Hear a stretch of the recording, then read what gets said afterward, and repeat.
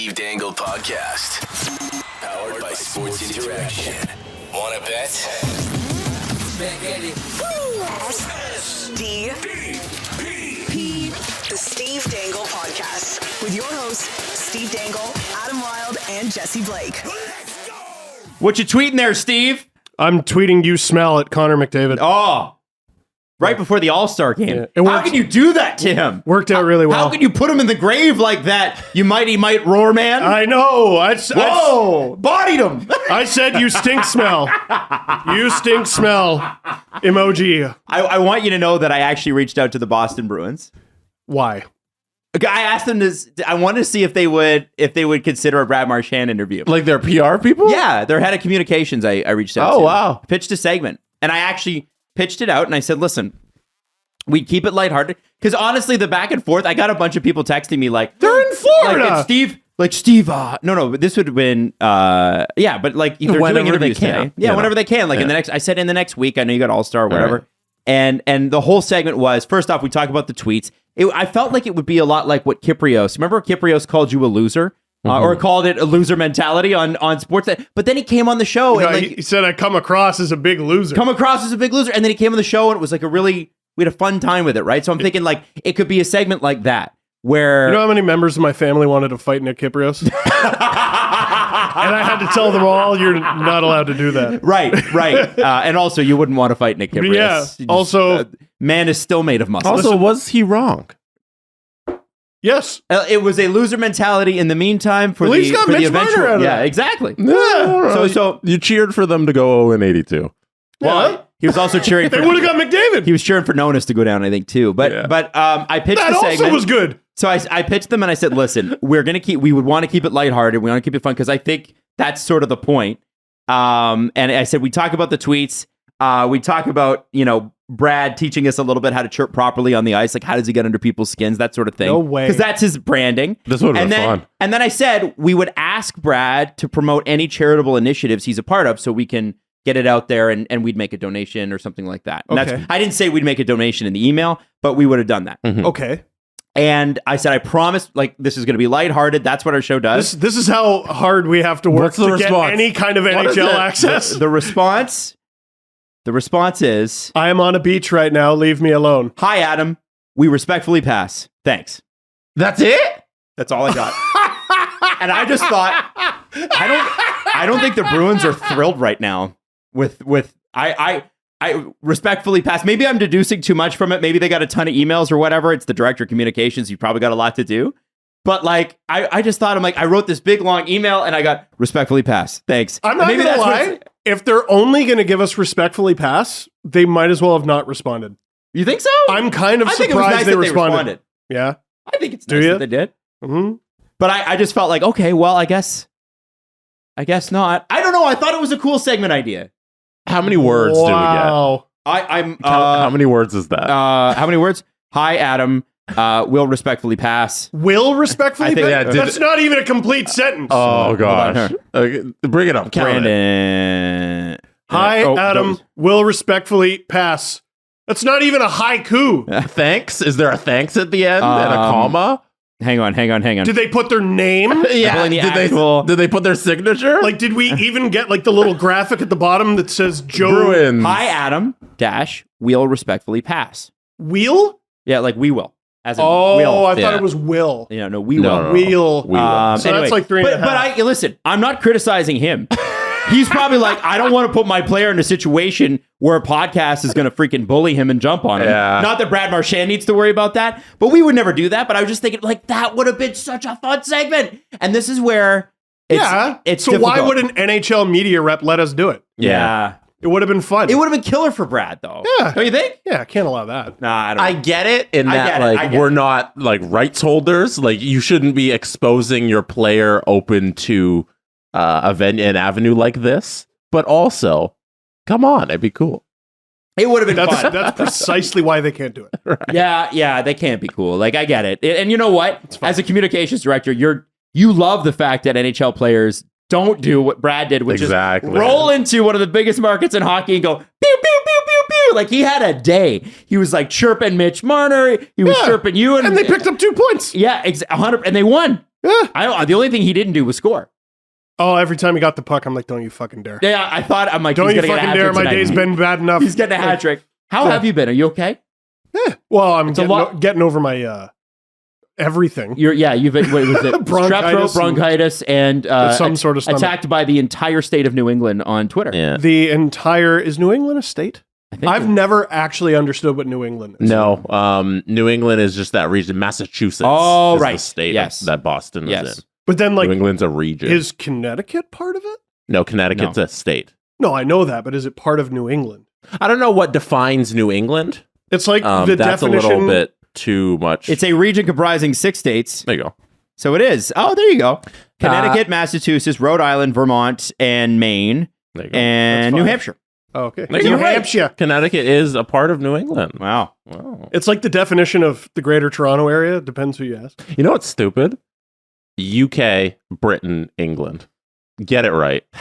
Well, yeah, you're opening a can of worms there because Wales, Scotland, Northern Ireland, the Irish Republic. They're all the same. They're, As I say it every Thanksgiving, they're all the same. I dated an Irish woman once, and I couldn't figure out which side she was from, the south or the north. Boy. And then I had to guess, and she looked at me, and I got it wrong. She's from the what do they call it? The traitorous north. She's not from there. It's She was from okay the to south. refuse. Yeah, I should have just said nothing.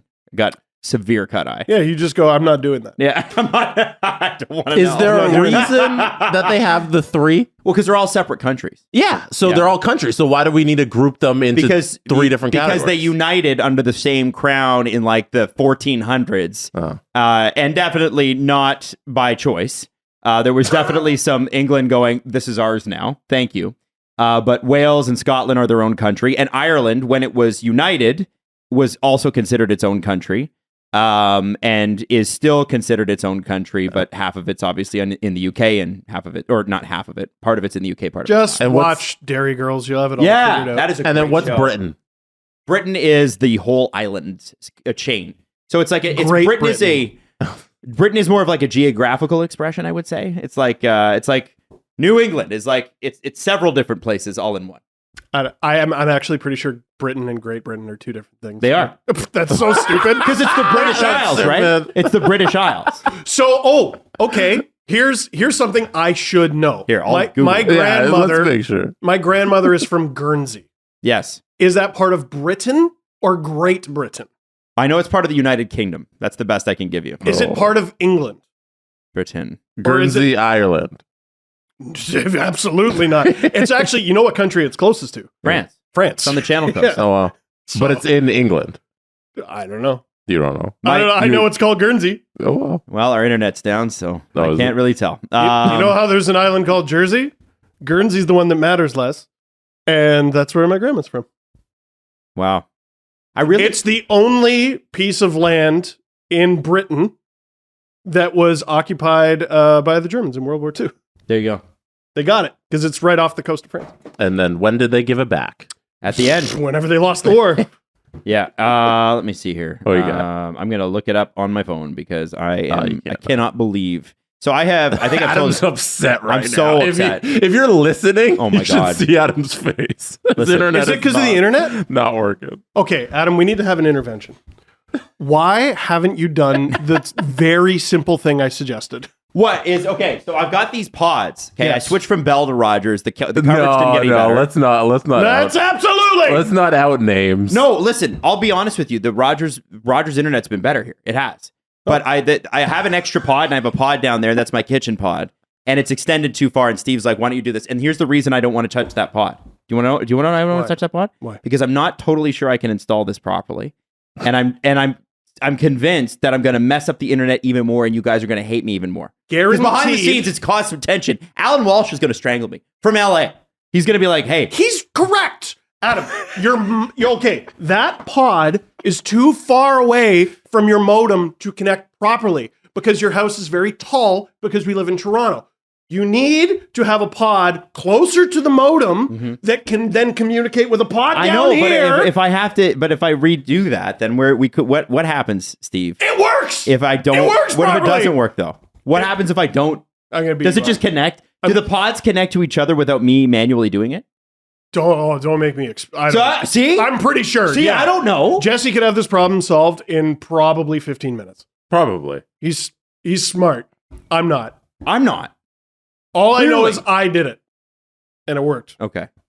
The pods work very well. All right, I'm gonna deal with it this weekend, I promise. Look at the spinning circle. But I will only deal with it when Jesse gets covered water for the table. By the way, it's on that side. And we heard from somebody who does TV production today on Twitter, and they're like, "Hey, I do that all the time." and we got an update.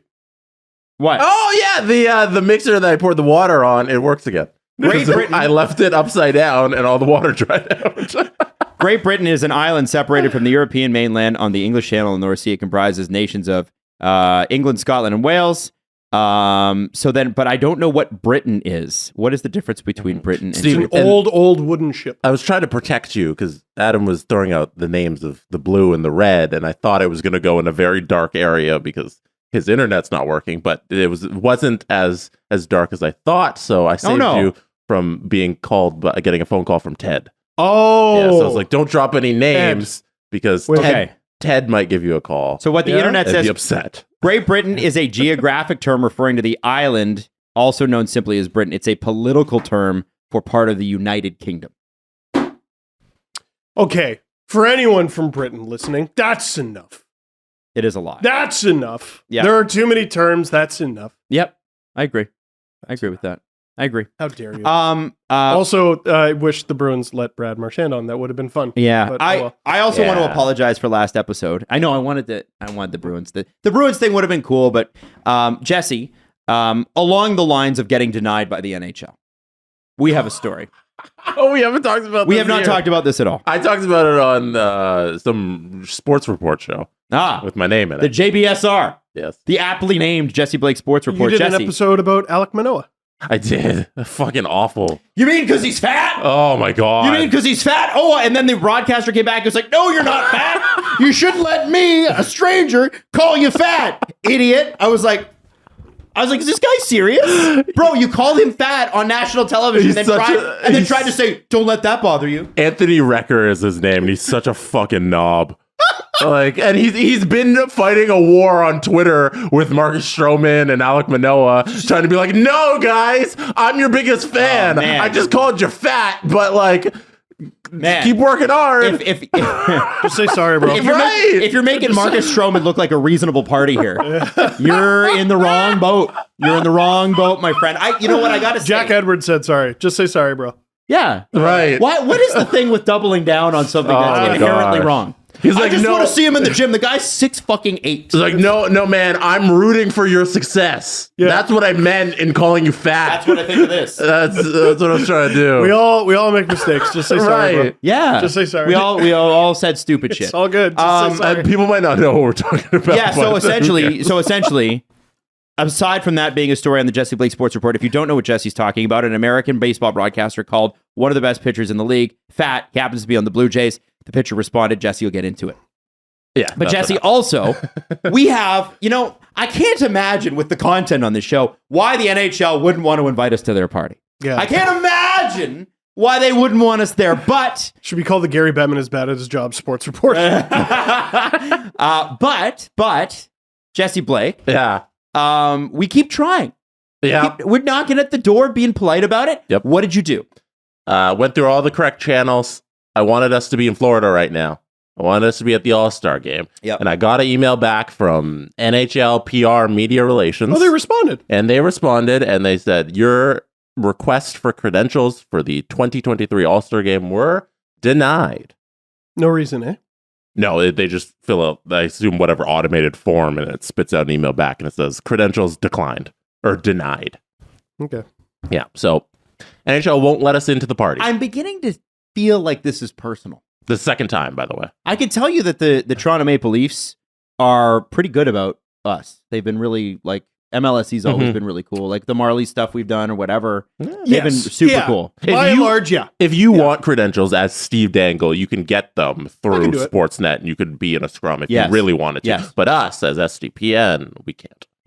At the NHL. At the NHL. I think with the Leafs, we absolutely could. With We'd the have no Leafs, problem. yes. I had to get permission from the Leafs to wear their jersey on my book cover. This is what I'm talking about. And they said, yeah. And they said yes. See, they're Yeah. super chill. The Leafs, yes. NHL events, no. No. Yes. Okay. So anyway, so we're 0 for 2. Mhm. I think we got to go for a third. What are we doing? Because I feel like, okay, so what do we got? We got the Stanley Cup. We got the playoffs. Maybe the Stanley Cup. I don't know. I think definitely we try for credentials at the draft. We're going to be Absolutely Stanley Cup no final? shot you get the cup final. No way. Why not? What, the draft, they'll just shove you like in the stands. They don't care. No. So you have a better shot at that. The cup final, not a chance. I don't think we get either, to be honest. But let's try. I agree, let's but I try. think you have Let's a better try. shot for the draft. Okay, I'll keep applying. Okay, let's Yeah. get the application. The first one, if you had missed it, was the outdoor game, the one in Hamilton. And they said no. They said no, yeah. Oh. 'Cause I applied through not through like the Leafs media, I applied through NHL media again. That was one, that was last year, and then this is 2. We're denied again. We So must. let's keep a track. There must be a blacklist happening. I'm for sure. I'm almost positive. And by the way, now because we said this, we'll get him for like something stupid like the Stanley Cup, and we'll be like, I don't even know what to do. What do we even do here? We're not even going to use it. It just sits there. We don't go. There's just like We're it's gonna like call one Chris day. Johnson, James Myrtle, Elliot Friedman, blank space, sitting at the. Well, so for the 2011 Memorial Cup, I applied for credentials under stevedangle.com, Oh, which used to be a thing okay, and no longer is. okay. And where we were seated very clearly indicated we were like the last organization accepted. Mm-hmm. And we had what we called the kids table because it was very clearly, okay, this is where we'll seat all the children. And it was me, Justin Fisher, who was credentialed under stevedangle.com, which is very funny. Andrei Osachenko for allhockey.ru. Cam Sharon, who was also credentialed under allhockey.ru, and then he worked for the Leafs for 8 years. Mhm. And Julie Stewart-Banks. Fun. All at the kids table. Yeah. What was on stevedangle.com? Like, what was the content Yeah. on the site? Like LFRs and blogs and all sorts. That's- And then I think we had a falling out with one of the guys who made the website, and we stopped keeping up with it, and we just stopped using it. Wow. Yeah. And now we have SDPN, so that's better. It is. There you go. Yes. Do you still own the domain? I don't know. Because I'm somebody sure someone's squatting on it. somebody listening right now, if it's available, they've purchased it right now, Go get it. and they're gonna do something. I can tell you, with by it. the Go way, get it. Steal it. I own AdamWild.com Yeah. and I think .ca and .org or whatever. I don't do anything with it, but I just own it Just in case. because somebody would buy it and put like a bunch of naked buttholes on it or something like that. You know what I mean? Like that. They would just Adam Wild. Wow, look at all those buttholes. There's AdamWild.com. Just there it is. the whole website is just you in the Aaron Andrews collection, New Jersey Devils, That's outfit. worse than the buttholes, man. That'd be way worse. or better. Maybe. No. Jesse, you're coughing today. Are you okay? Yeah, I have a little bit of a cough. Oh no! You've been Jesse's been low key struggling for a little bit too. He doesn't complain. I'm really phlegmy. Hey, You've been phlegmy for like a couple months though. Yeah, no, the first winter after COVID, Oh. all the germs are back out. So, You're out there making out with people, oh yeah, just licking definitely. face, licking That sucks. tongues. because I haven't, as of yet, given it to anybody, and Mm. I've been very proud of that. I hope I haven't given you any of my yuck. That Um, probably. Steven, Yeah. question about last episode. There's one more thing I want to address. Hmm. Okay. Who was the Finnish prospect that made his way from the Islanders to Vancouver? Atu Ratu. Did we pronounce his name properly? According to exactly one Finnish listener. Aha! Yes. And did I tell you that he was drafted in the first round? Yes, I did. But I was wrong. Did you? I Yeah, don't know. he was drafted in the second round. Because I thought what you had So- said so is it he was made- projected to go in the first round, but he was picked in the second. I don't even No, know. he said the backwards. I Oh. I had it and I inverted it as I do. All right. So I want to thank the 50,000 comments. I think the entire comment section wasn't Marchand people. It was the draft order. I couldn't believe it. I was like, oh my God. And there's a lot of extrapolating going on. They're like, Adam, small brain. I'm like, look at the size of this head. I don't have a small brain. Huh? The big head. Mhm. But That was anyway, your mighty might mistake. if there's some penance that I can do that I've offended your draft order, please let me know. Happy to do it for you. I want to talk about this also very quickly. Jesse, you got the video I sent you, right? Yes. Okay, so we told you about Connor Bedard at the Saddle Dome.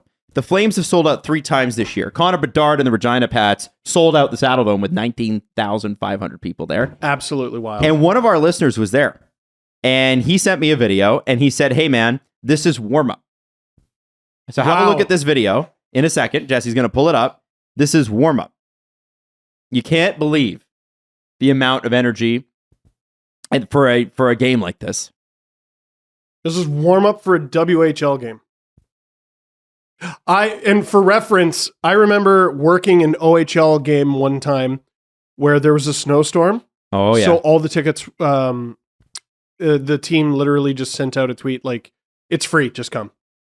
I remember that. Yeah. And nobody did. Announced attendance, I think, was 700. And go ahead. If there were 75 people there, I'll eat my hat. Wow. That's warm up. That barn is packed. Wow. Yeah. That's warm up? Yeah, it's for warm a up. WHL game? Yeah. That is unreal. Cool. He said, I also should say that when I went to the game where Bedard played in Calgary back in October, the lower bowl might have been half full. And that was on a Sunday. Last night was a Wednesday. And the difference in the crowd was crazy. I think the World Juniors really played a huge part in increasing the hype. I agree with that. We knew Connor Bedard was good 2 years ago. But it's that, I think when you put him on a stage and he performs like he did, how do you not get excited about that? Oh, life's been weird. Like people forget his first season in junior, the OHL wasn't playing, the WHL was. And he didn't play very many games, but he had like 3 points in every game. And he was 15. Like it was ridiculous, his numbers from his first year. And I feel like it was mostly just nerds who were like, oh my God, Connor Bedard. And after this most recent World Juniors, there's no turning back. No, there is not. You got to remember, most people are not looking 2 drafts down the road. Well, yeah. I mean, now let me say most people, because I think people need that quantified. You listen to this show and you project drafts 2 years down the road. You probably are. You probably are if you're listening to this show. But you have to understand that the people that listen to this show are not normal hockey fans. Yeah. Normal hockey fans catch maybe a game every couple weeks. Maybe they catch 20 a year. Yeah. They're fans, but they don't know it down to the decimal point like you do. And some people don't like the broad appeal of a... Like, you need to... It's funny, you've actually made me think of the word broadcast. Right. Because I've never actually thought of it. But like, what is this show? It's a narrowcast show. It's a narrowcast. I've never heard that term in my life.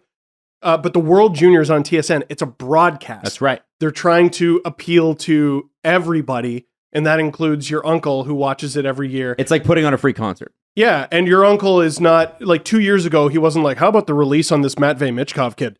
Right. Like, he doesn't give a shit. Like, but this year, he knows Bedard is going to go first overall. It's rare that we have like a consensus guy, and he's consensus all across the board. He's this spectacular. If you remember the World Juniors where Matthews and Laine were playing, it's because of that there was not a consensus number one. The Leafs were always going to pick Matthews, but there was a lot of debate leading into that draft of whether or not, maybe Laine's the guy. There wasn't a consensus that Laine was going to be the top pick Finn. Right. It was going to be Puljujärvi because he was unreal. Yep. And when Dubois went, I was at that draft for that, and I remember being like, wow, what the... So who's going to get Puljujärvi then? Yeah. This is huge. And then it ended up being very strange. And Columbus got Laine anyway. I remember Kachuk at 6 was pretty high. Yeah, that was a good pick, though. And it was a great pick. Yeah. And then now he's gone, too. We got All-Star Weekend this weekend, and you can bet on the outright winner. We're going to get into that with Dave Bastel right now. You can bet that with David Bastel. Brought to you by Sports Interaction. Get in the action and make a play. 19 plus. Please play responsibly. Dave Bastel, it's All-Star Weekend. What can we look at? What can we bet on at sportsinteraction.com? Well, of course, all the skills competition listed on the site, of course. The games on Sunday or Saturday, I should say, and the futures as well is kind of what we're going to talk about today. So you have your 4 all-star teams. Atlantic Division are the favorites at Sports Interaction, paying at $3.25. The Metro and the Pacific are the underdogs, paying $4. I don't know about you guys in particular. I'm guessing Jesse has bet this before because I have. I look at the dog team of the 4 and I bet that because these are all-star teams, guys. and you're looking for value here, right? So that's my strategy. What say you? I got one. Yeah. Who's the most boring? Because they're least likely to be hungover.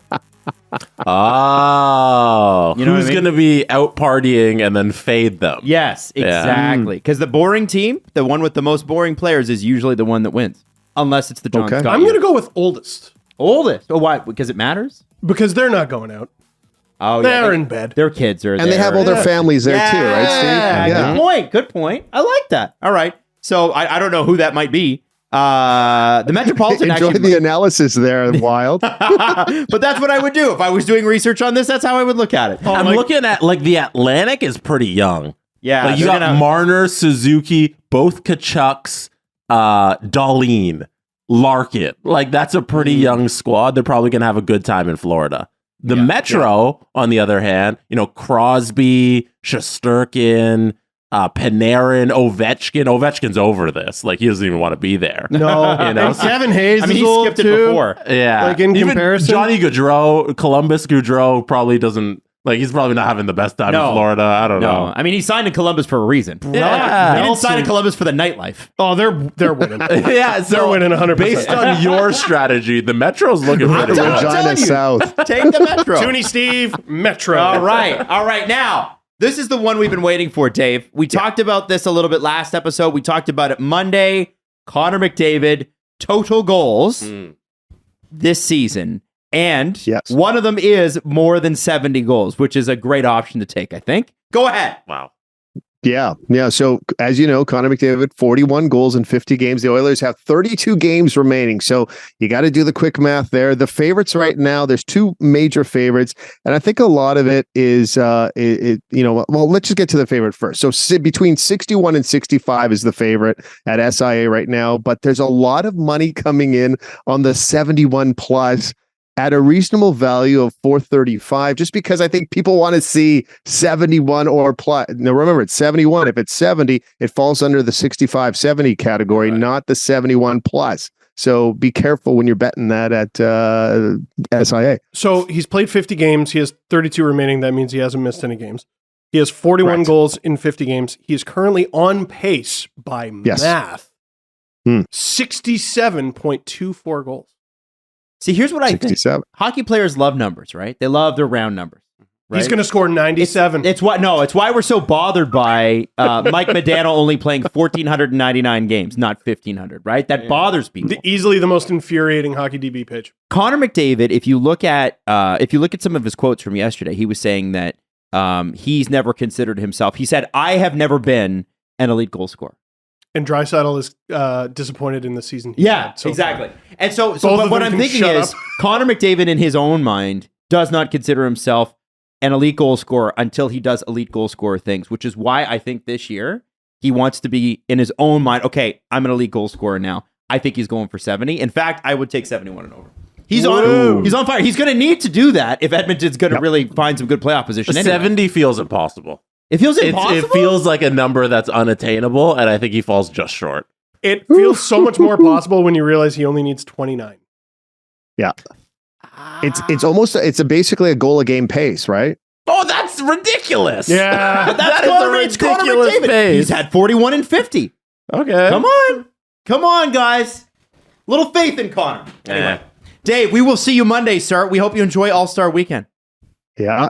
All-Star Weekend's gone. Oh. Super Bowl week starts on Monday. I have one question before you go. Fire away. Are we allowed to talk about whatever? Is that a jersey next to you? Yeah, what is that? Which side? I got. Oh, you right here? Yeah, what do you got? Yeah. What is that? What jersey this is it? thing? Oh, it's just a Central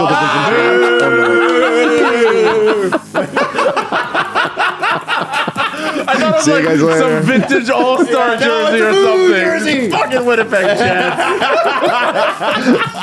Bye, guys. See you, Dave.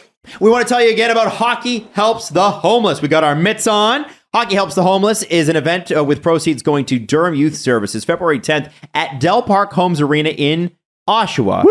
I don't know if I've ever heard of Oshawa. Have you? I sure have, and I've skated there. Chance to play with pros. There's some ex-NHLers and women's Olympic players. Register as a free agent, or you can enter a sponsor team. I don't know what you guys are doing with your hands right now. We're wearing the Hockey Helps the Homeless mittens, which are actually really comfortable. Yeah, they're great. They're also looking for volunteers. So if you're somebody who's in high school who needs to get your 40 hours in Ontario, or you're somebody who just wants to volunteer and be a part of it, please register at hockeyhelpsthehomeless.com. You can also email Emma Langlois, who we love, Emma at hhth.com for more information. Register your team right now. Hockeyhelpsthehomeless.com. Okay, so CJ show, this is their Super Bowl, quite literally because it's Super Bowl month, but they have several Super Bowls. I think It lasts forever. The CJ show Super Bowl number 1 happens at trade deadline, number 2 around the Stanley Cup, and number 3, the draft, baby, because draft and free agency. Of course, CJ has all the insider stuff. But if you're a Leafs fan, in the latest CJ show, you got to listen to this. They did it like a full-blown Leafs corner.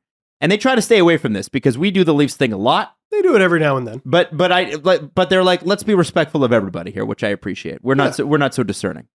Let's play what CJ had to say about the Toronto Maple Leafs. What an outfit. I've been of the opinion myself, and I'm sure I've shared it here, but in other places I do my work, that the Leafs are always going to be chasing a high-end forward, or one of the more impactful forwards available at this deadline to solidify their top 6. I'm not saying that isn't the case, but I have had someone reasonably close to the team that is not someone in the front office, to be clear, but someone who probably knows what they're thinking to a degree, who has been suggesting to me that he could see them making a more impactful move on their blue line. It's a guy. And so, it's just given me pause because I've kind of been operating on the thought that we're talking, are they going to go try to get Ryan O'Reilly? Are they, how interested are they in Timo Meier? Would they potentially pay whatever San Jose is going to need back to make that work? But perhaps we should be focusing a little bit more on the defensemen available, because it sounds to me like they're at least a faction of the decision makers in that organization think that might be the best place to allocate whatever cap resources they have. So it's more just to reframe the conversation, because I'm not saying they're not in on a forward, but I think that they're considering both. It sounds to me like I don't think that they're locked in on one thing. It's probably the best way to put it. I think that they're looking at, okay, we have X amount of dollars to spend. I actually gave the number on a previous pod and I was a little light. It's been brought to my attention. I think that they have somewhere a little bit north of $3 million in cap that they can add right, at the deadline. That's the way it's trending anyways. We'll see what happens. There's maybe some things they can do. I mean, this Austin Matthews injury comes up.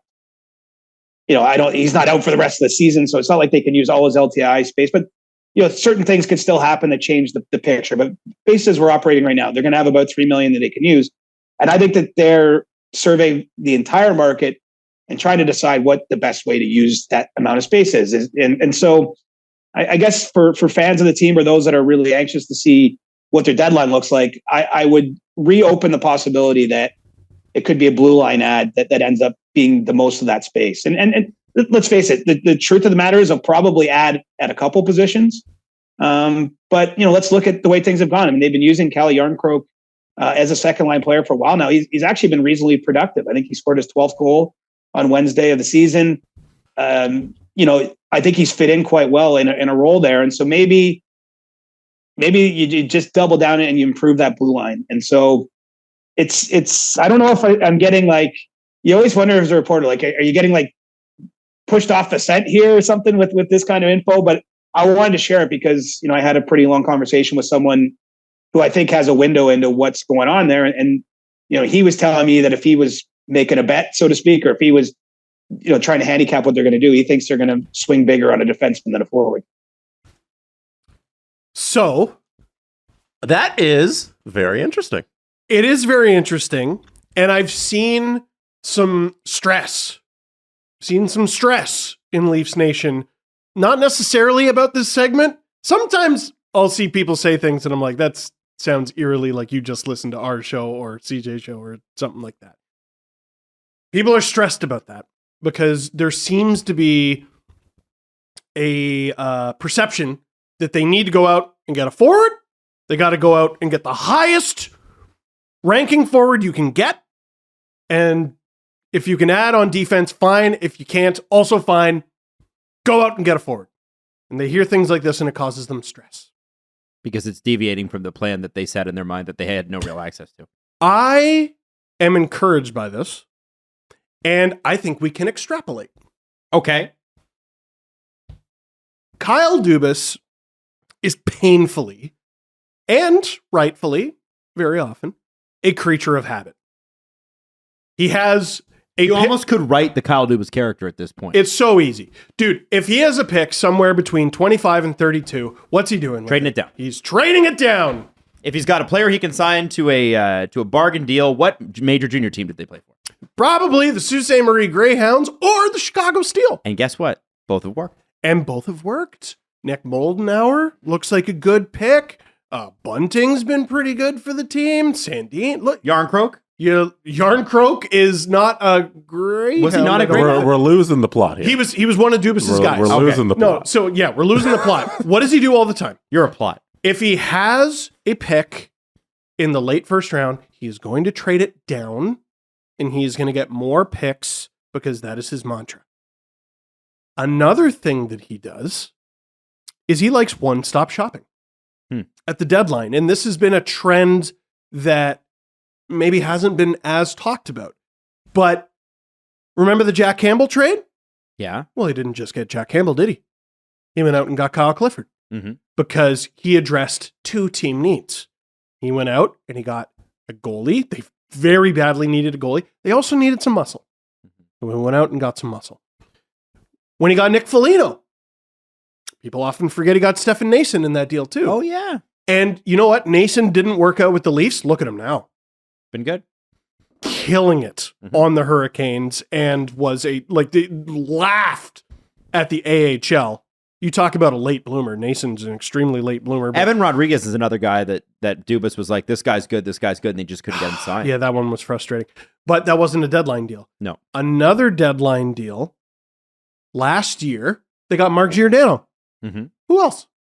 I don't remember. Colin Blackwell. Oh, yeah. I liked him. I thought he was good. He likes going out and getting more than one guy. He likes going out and doing more than one thing. So, what did, who was it with the St. Louis Blues? Armstrong? Doug Armstrong. Yes. He basically said on Agent Provocateur, GMs go out and they make deals with like the same six guys. Yes. And the agents do the rest. Right. Look at Dubas. Did you do this on your Twitter? No, I did it in the CJ Show group chat. Oh, shit. I saw you looking. I was looking for the tweet where you had all the deals. I was going to bring it up, but yeah. No, it's just me fighting with Massachusetts on my Twitter. Okay, but, never mind. Keep going. So ill-advisedly, it's my bad. Anyway, who does he trade with? His most common trade partner, Doug Armstrong, actually, with the St. Louis Blues. So you go and look at the Blues. Is there one-stop shopping that can be done there? I don't really think so. There's appealing guys you can go out and get. Barbashev has been rumored. Tarasenko has been rumored, not for the Leafs, but for other teams. O'Reilly has been rumored. The only pending free agent they have on D is Nico Mikkola. They're, I don't think, going to get rid of him. CJ mentioned top four. Nico Mikkola doesn't really fit that description, and all the other Blues guys are like heavily under contract for a long time. Parayko is in the first year of a deal. I did not know that. He's in the first year of a deal that pays him 6.5 until like 2030. Like it's a long deal. Okay, so Blues might not work. We know he's made a deal with Vancouver. Not a very common trade partner, but we know he was there recently. He was at very least in the same building as Patrick Allvin. They did the Dermott deal. Could they go out and get one of the Canucks forwards that have been rumored? They could. Who do they really have on D? Luke Schenn. Yeah. Later in that segment, CJ was asked about Luke Schenn, and he said, "You're not thinking big enough." Because that's a bottom pairing defenseman. And a good bottom pairing defenseman, but you're not thinking big enough. No. For the Leafs. Yeah, for the Leafs. Now, a lot of people are going to say, is this the time when they finally trade Morgan Riley? Absolutely. I don't think so. I just wanted to take that off the table. Well, he has a no I know move. he's got a no move. I'm just, Right? I'm mostly saying because there's a segment of Leafs Twitter that has never liked Morgan Riley, thinks he's terrible on defense and horrible all the time. Listen, he hasn't been good. No, he hasn't. So a lot He of needs people to are be like, better. so is that, and I think it's a relevant question to say, are they feeling a little bit insecure on defense because of Morgan Riley's play? It's entirely possible, Adam. It's entirely possible. And maybe he is fighting an injury. Usually when good players aren't playing good, it's a nagging injury. The most important week of the season for Morgan Riley might be this one. Sit still. Or maybe just stop playing until you're ready. Or I don't know. Yeah, I don't know. It's okay. Like they've handled it. I think I have our target. Who's our target? Chicago. Okay. They've made deals with Chicago. Dubas talks with Kyle Davidson. It has at times been tumultuous. Mm-hmm. We know that Fleury Nyes thing. He was very upset about the Nyes rumor getting out, but they made up enough to make a significant deal at the draft, where Chicago got Mrazek. Chicago got, I think, the 25th pick from the Leafs, and the Leafs moved down to 38. Who do the Blackhawks have? If you want one-stop shopping. Lafferty. Well, I'm kidding. He's not a defenseman. Well, That's if you want to completely swing for the fences, Patrick Kane. you do either Kane and McCabe. Mm-hmm. Jake McCabe, to not me, Brian. yeah, sorry. Mhm. Yeah, this wouldn't be the first time they got a McCabe from Chicago.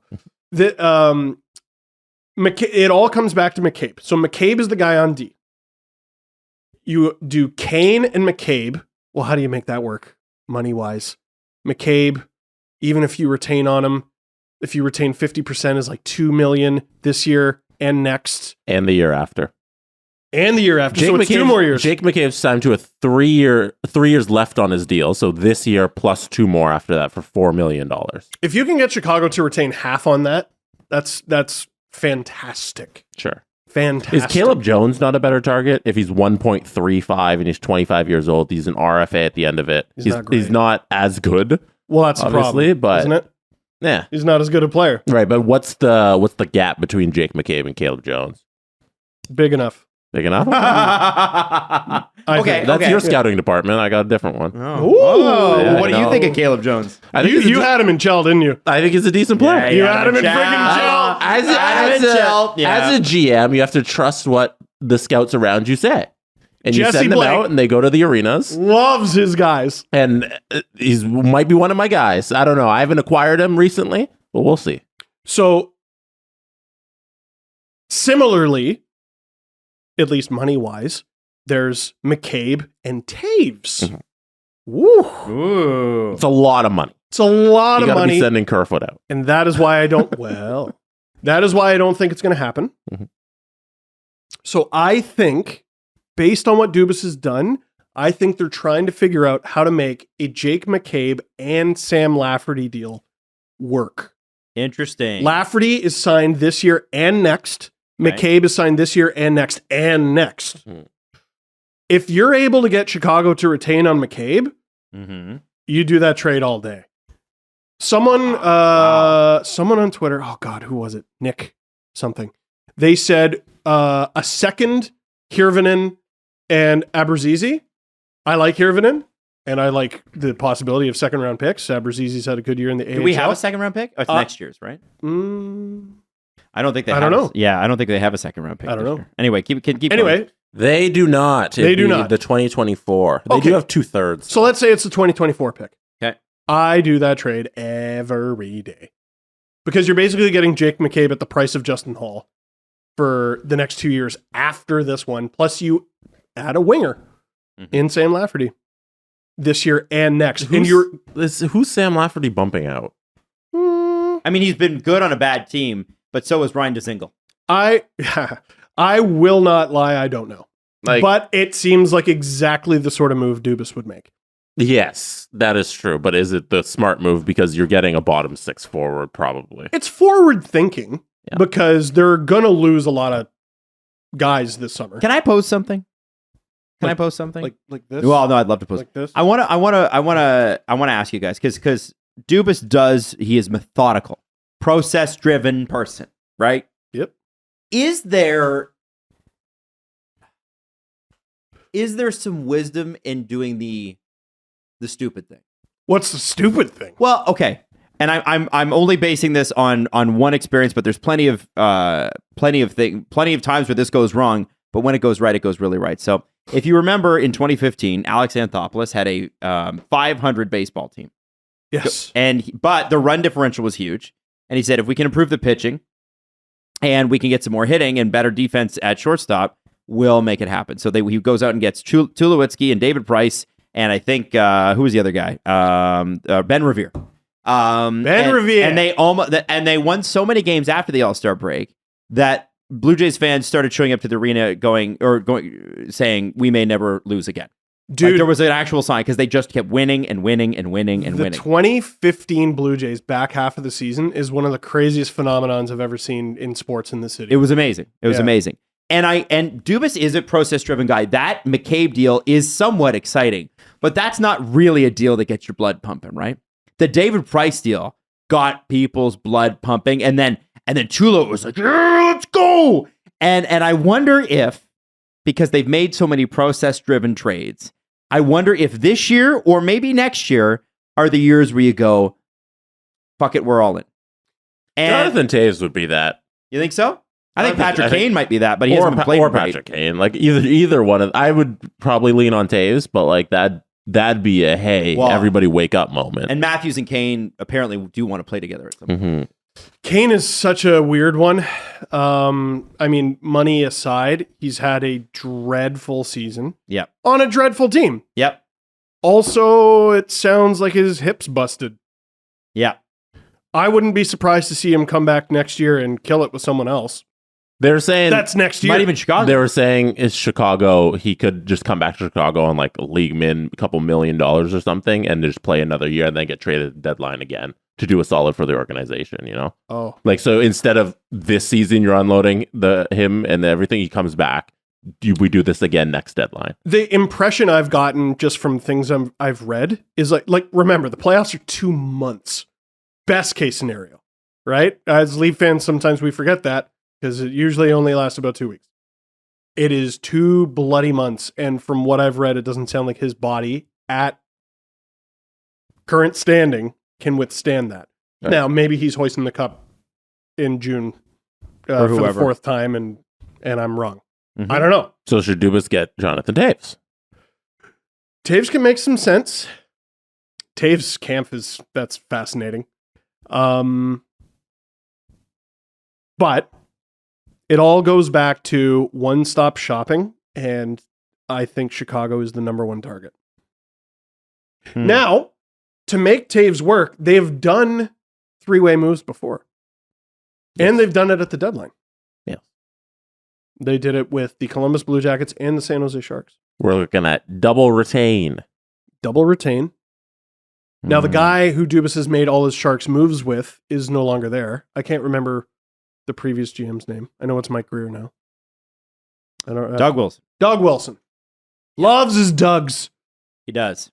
I don't know. I just, there's something in me that feels like I would be thrilled about Jake McCabe and Sam Lafferty. Like the analytical side of my brain, which is about the size of a pea, would be very excited about that. But there's something about the raw fan in me that's like bringing a big name. Let's carry a big stick here. He hasn't had his. This is the thing. So you talked about Alex Anthopoulos, a general manager for a sport in this city. Who is, by the way, very process-driven and very analytics-driven. But absolutely swung for the fences, and not a fan in the city faults him for it. No. Other moves, yes. That magical spring. And the one after, really. Who are your big names? No. I think a big name has got to be Timo Meier. Because I like the fact that Timo Meier is like physical, scores a bunch of goals, that sort of thing. I don't mind the Jonathan Toews one. I told you last episode, I keep thinking, the more I think about it, the more I like it. I like the leadership. I like the face-off winning. I like the fact that he doesn't need to be the guy. He can be the 3rd best center on the team, and that's fine. Somebody's going to go down for an injury anyway. And then you got Jonathan Toews as your 2nd line center, which is, again, pretty good. I love, those are kind of the names that stick out to me. Those two, yeah. Those are the ones that I think make the most sense, though. Like, do the Leafs need a left winger with size? Sure. And listen, they might get one. Matt Nyes, by the way, we don't have to trade him. He could play. He could even be a Leaf. And it's almost like people don't even consider that. It's boat's a boat, but the mystery box can be anything. Yeah, exactly. Be a boat. It's Matthew Nyes could come in and be spectacular for the Leafs, or he could be a guy who needs some time to adjust in the NHL level, and this is not the season, and maybe next season. I don't know if they have the assets to completely swing for the fences, to be honest. Like they have. I mean, is okay. If the Leafs had gotten Bo Horvat, Yes. would that not have been a swing for the fences? That's Yes. a swing for the fences name. Yes. Look at what it cost. Conditional first, a non-Matthew Nyes level prospect, frankly, I'm trying to think And- of like what the and Beauvillier. Yeah, I'm trying to think of what the Leafs equivalent of Atu Ratu would be, and I. It's not Nyes, by the way. Well, It's not. every team overvalues their own guys, so maybe it is nice. But why? Okay, if every team overvalues their guys, why is everybody calling about Matthew Nyes then? Well, then maybe it's Mitten, maybe it's Hirvonen, Yep. maybe it's They have Nivola. to part with somebody that they really like. And anybody who writes scouting stuff, I look at Scott Wheeler pulling his hair out. Like, no, don't do that. You know, they're always, but I think you got to part with something. I don't think Matthew Nyes is the something, but you part with something of serious value and you go for it. Because listen, I keep saying this every freaking year and people are like, I'm like, go back and look at Boston's trade history at the trade deadline. They always go and get their guy. It's always the guy. But even I was about to say, even they don't swing for the fences. Not true. They gave up a first-round pick for Andre Kasha. I don't remember what they gave up for Lindholm. I assume it was Taylor a lot. Hall deal. Yeah. Taylor Hall deal. Not Charlie Riley Nash. Coyle. Who was the other guy? Rick Nash. Rick Nash. And then there was another guy who was a power forward with Chicago, and then he went to Boston, but he's, I think, since fizzled out. But he was, I don't remember. yeah. I mean, they always do it. They always do it. Mm. And I know, listen, the Lafferty-McCabe thing makes a lot of sense to me.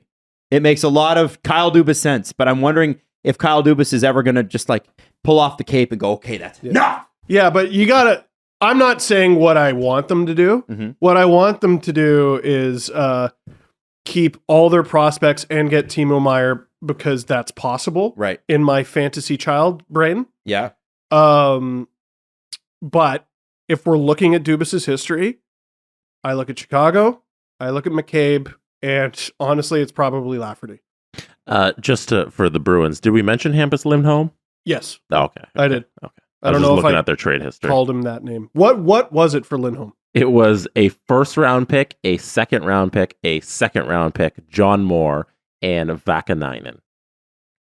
Shit, It was a lot. that is a lot. And 50%, the Ducks did retain 50%, but like that's a lot Been of worth it. assets. And yeah, are the Leafs and Dubas willing to give up a package like that? 1 first, 2 seconds, a player, and then a prospect. But look For at a guy who at the time was viewed as like potentially an injury-prone player, and he's been spectacular. Oh, he's been unreal. so good. He's Absolutely been worth unreal. it every step of the way. It was 2.6 against the cap for that little run to the playoffs, and then he Unbelievable. re-signed. If right? the Ducks do rebuild, it'll be Boston that funded it. Yeah. Like between But that's what a between good trade Lindholm is. and Kasha. That's what a good trade is. Mhm. Yeah, I guess Because so. they go get the guy and then they re-sign him for how many years was that? 8 years? 8 years, 6.5 on the cap. And Like, yeah. that seems worth it. So then here's the other thing. You're going to play Tampa, right? And you want to get better on defense, and I understand that. You have a lot of good defensemen. You don't have any great defensemen. Like Victor Hedman's going to the Hall of Fame.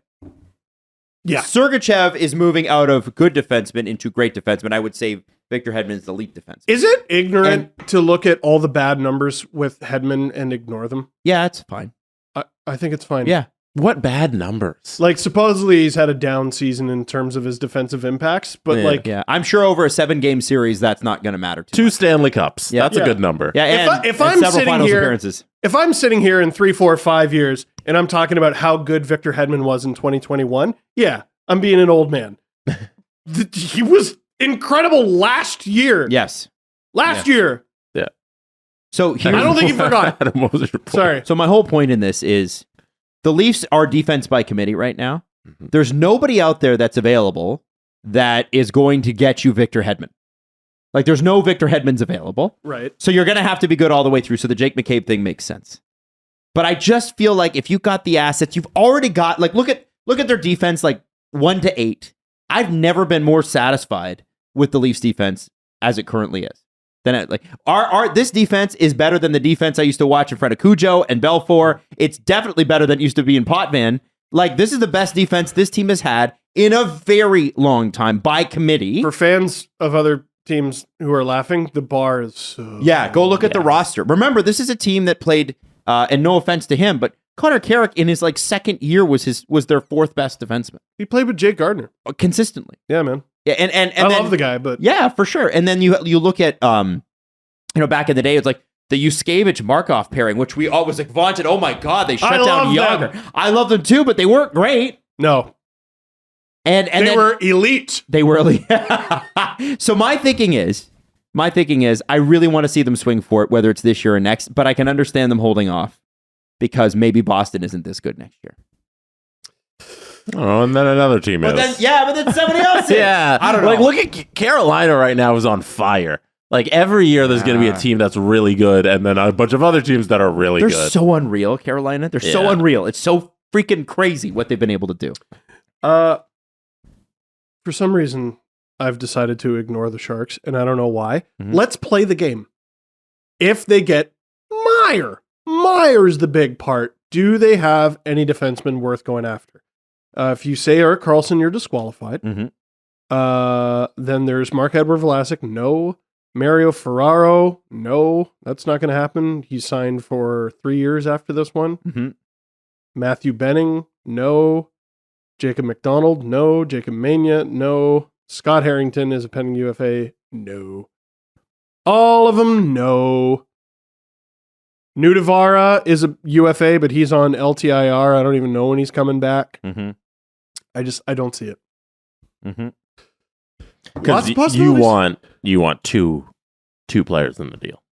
You think that's the way to do it? I mean, he That's what he's could done. also go out and make a deal with one team and then Right. make a deal with another. But I'm not saying he has to do that. I'm just saying he's a creature of habit, and that's one of his habits. He likes his one-stop shop. Okay. So more likely what Steve is suggesting is kind of the deal you're going to get. That's what I think. I'm just feeling as a fan, as the person who thinks fighting is bad, but also likes to see one every once in a while. I understand that this is wrong, but I do want them to get a little stupid with it. Go out and get someone big. Like you imagine, okay. So imagine the Leafs lineup against Tampa, and your first line is, Bunting, Matthews, Nylander. And your second line is Meyer, Tavares, Marner. Yeah, that's pretty dope. And your third line is Yarncroke, let's say Kampf, and Engvall. And then, That's quite the drop-off. yeah, but Put Jonathan Taves there. is it better that Sam Lafferty is there on the third line wing? Well, or fourth line wing? So you're looking at... So getting Meyer is addressing a weakness. Mhm. Their wing, particularly their left, is a weakness. What if they go out and they get a really good center, and then your 1 through 3 is stupid? Jonathan Taves.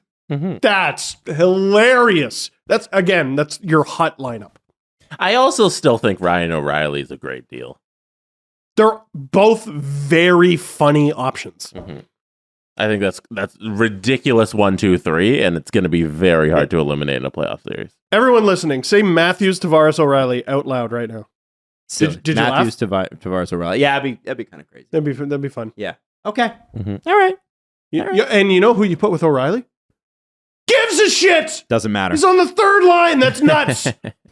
But we were also all forgetting, Leafs fans, you got to remember, and it takes a little bit of time to remember it. Calle Yarncroke in the playoffs is sick. That's a playoff guy. Remember what he did with Nashville? Yeah. He was sick, man. It was a while It ago. was quite a while Guys, I'm telling you. ago. PK Calle- Subban was still playing He hockey. was. Wow. Yes. He was he went to the Stanley Cup final. He was all right with Calgary last year. I got to watch a little bit of him. Team was pretty shit Yeah, around him. team was dog. Yeah, I don't know that Dog you can butt. really judge how he did in Calgary last year versus, you know what I mean? Yeah. Especially based on how they played this year. I know I've been giving it to Sutter a bit recently, but like his bench management in that series was very strange. And also Markstrom was ass. It's almost like he might not be the right coach for them. Uh, Claire Hanna dropping a bomb, an absolute bomb. This is a crazy story. it is actually. Yeah. So the Senators fired Belleville Bulls head coach Troy Mann. Now, Troy Mann is their AHL head coach, and his brother is actually the assistant general manager of the Ottawa Senators. Trent. Claire Hanna says sources saying there were trust issues emerging between the Senators and Belleville HC Troy Mann. I'm told the straw that broke the camel's back was when Mann gave some of the Ottawa Senators pre-scouting material to another NHL team. Now, if she's told that, who was she told by? That means the Senators are not happy with this guy. Now, I'm trying to figure out. This is, by the way, Claire, well done. Holy shit. What a holy shit scoop. TSN Sports Ottawa. Yeah, Claire crazy. But so how does this, let's game plan this one. Yeah. Under what circumstances could Troy Mann, if this happened, benefit from giving pre-scouting to another NHL team? Under what circumstances would it happen? Under what circumstances could it happen? And how, in either situation, would it be beneficial? Is this something that we don't know about? Like, remember how when Alan and Doug Armstrong basically told us, oh yeah, agents broker a lot of the deals between NHL teams. We didn't know that. I didn't know. I thought GMs just called each other, like in the job description. I thought it was something that occurred in rare instances. Right. I didn't know it was something that happened all the time. All the time. So do teams share pre-scouting if, let's say, there's going to be a trade? Do teams share pre-scouting if they're drafting a player? Is there? Can you buy another team's pre-scouting? What if? Because if you don't have enough scouts, but you have a little bit of money, you pay the Senators. You say, "Hey, you scouted this guy. What's your scouting report say? I'll pay you for it." This is a silly thought, but what if Belleville needs a team to beat another team so that Belleville has an easier time passing them in the standings? Would they try to help that non-conference team beat a rival? And would pre-scouting would be about a player that's not on the Belleville Bulls, right? I assume so. And would that be an NHL player or an AHL player? Because I don't know. Very possible that Troy Mann has access to everything. Access to all the pre-scouting, NHL and AHL. Would this have something to do with the pending trade deadline? I haven't got the slightest clue. It's like we all hear the accusation and we're like, oh, he's giving away secrets. But when you start to ask, okay, let's pretend that's true. Why? Mm-hmm. That's quite the question. I keep getting back to why. Like, why would he do this? It's very odd. How does this benefit him? Yeah. Now, let me say this. Whenever I see a story with the Senators firing somebody, even though Eugene is gone, I still have a big question mark next to that. Because this is an organization for a long time that has operated dysfunctionally. Not Vancouver dysfunctionally this year. They have been far better at keeping a wrap on things. But I think that it takes some time to iron out the dysfunction that would have existed under Eugene Melnyk. Well, and also, hockey is 60 guys in a trench coat. Yeah. The head coach is brothers with the assistant GM. Come on. It's the best hockey league in the world. Well, they all know each other. So Yeah. so my question is, seriously, that now that this story is out there and there's some trust issues that have developed, I don't know. People were like, whoa, Troy Mann, what an idiot. I'm like, wait a second. This is the Ottawa Senators. We don't know that the Ottawa Senators are operating at potentially the best capacity. Let's be straight about that. Are you suggesting maybe he did something that is relatively or would have been common practice previously, and now that maybe the brain trust has changed a bit, it's like, hey, you extraordinarily can't do that? Potentially. I also believe potentially that. My thinking was also our understanding of how things operated behind the scenes there was that everybody was sort of paranoid all the time. And I wonder if sometimes when you're paranoid about something, it leaks over into other things. Maybe this never happened. Maybe they were just paranoid about it happening. And they think that it happened, but they can't prove that it happened.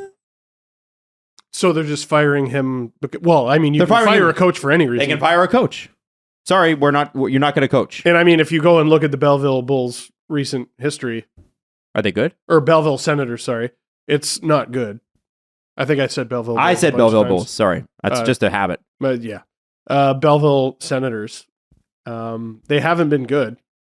So I know Sens fans were a little ticked because I guess he's done a good job developing down there. But in terms of wins and losses, they haven't been good. Mm-hmm. They haven't gotten a lot of playoff This just feels like an odd thing to do for a guy that's really this close to being an NHL coach. What's he getting out of it? Yes, That's he's what I the want to benefit. know. What does Troy Mann get out of giving pre-scouting And material the to other Senators get a NHL lot more out of teams? it than Troy Mann does if they want to get rid of him, and they drop this story. Yeah, right? You make a great point. Like, he's been a head coach in the AHL for a long enough time that surely he's been in NHL head coaching interviews at the or an assistant, anything. Yeah. And he's going to give away an opportunity to become an NHL head coach to give away pre-scouting material for something in return that we don't know. There's something that's odd about that. Yeah, right? it doesn't make sense. And I'm not doubting Claire's report. I actually believe that is 1,000% the truth. No. But what I'm saying saying is, anytime the Senators involved, my default is it's probably the Senators' fault. And I'm not trying to be mean, but how else are we supposed to take that? And if you're a fan of the Senators, you have to agree with me. It's the same people are there. They were there last year with Eugene. It's the Professor McGonagall meme. It's why, when there's hockey nonsense, is it always you three? And it's the Canucks, it's the Coyotes, and it's the Senators. Yeah, and it's the Leafs, and the Leafs, and the Leafs. Oh, no, that's just our own. Yeah, no, I'm fascinated by how this story may evolve. It's going to be great. And again, all we can do at this point is speculate because we don't know anymore. Now, maybe by the time this podcast is out, there'll be more out, but we don't know. Well, and I hate to put it out there, but is the brother next? Well, so I don't think so. I think that you're begging for a lawsuit at that point.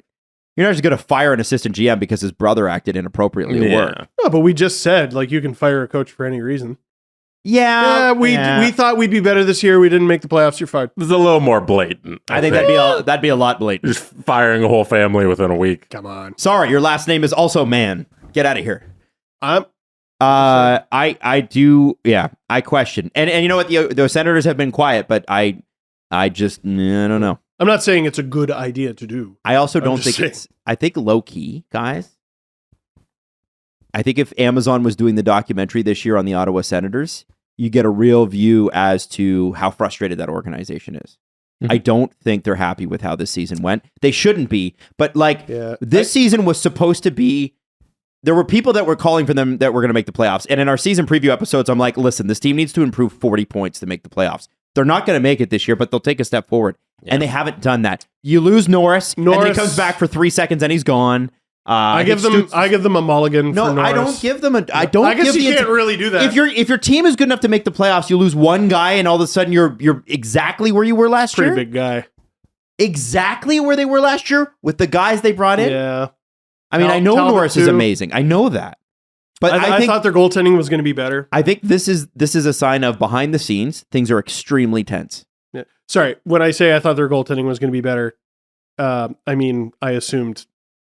At the beginning of the season, I assume everyone's going to be healthy, right? Mm-hmm. Right. Talbot hasn't been. When he's been in, he's been good. I thought Anton Forsberg was better than what he has been this season, right? Because of what we saw last season, where he looked unbelievable at the end of the regular season. That's why I looked at the Sens and I'm like, okay, well, even if one does get hurt, the other guy will play and they'll be good. Yeah, and that hasn't been the case. No, Forsberg hasn't been unreal again.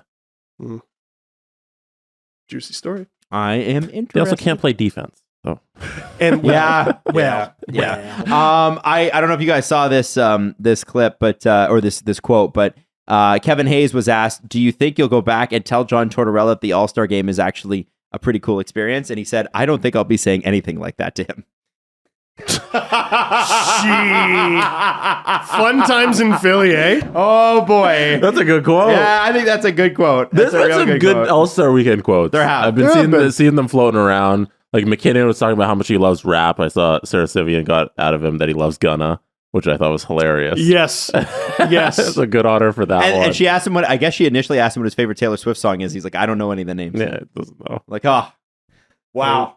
Yeah. I do like another little tidbit that was mentioned in the CJ show that a lot of NHL players who are not like all-stars are in Florida for the all-star festivities. So when we talked about the hungover conversation, I think there's going to be a higher rate of hangover than in previous years. Oh, yeah, because who wouldn't want to go to that? It's Florida. Because there's going to be more bad influence. Yeah. I'm not playing in the friggin' game tomorrow. Good luck, though. We're going to get you drunk. Yeah, Woo! Yeah. Well, last year was Vegas. Yeah, we'll have you on by 4. Don't worry about it. Vegas are arguably worse, for if you want to party. That's true. But I think last year we were still kind of COVID-y-ish restrictions. Not in Vegas. 2021. Oh, you mean league-wide? Yeah, 2021 in February would have been that would have been 2022. What am I thinking?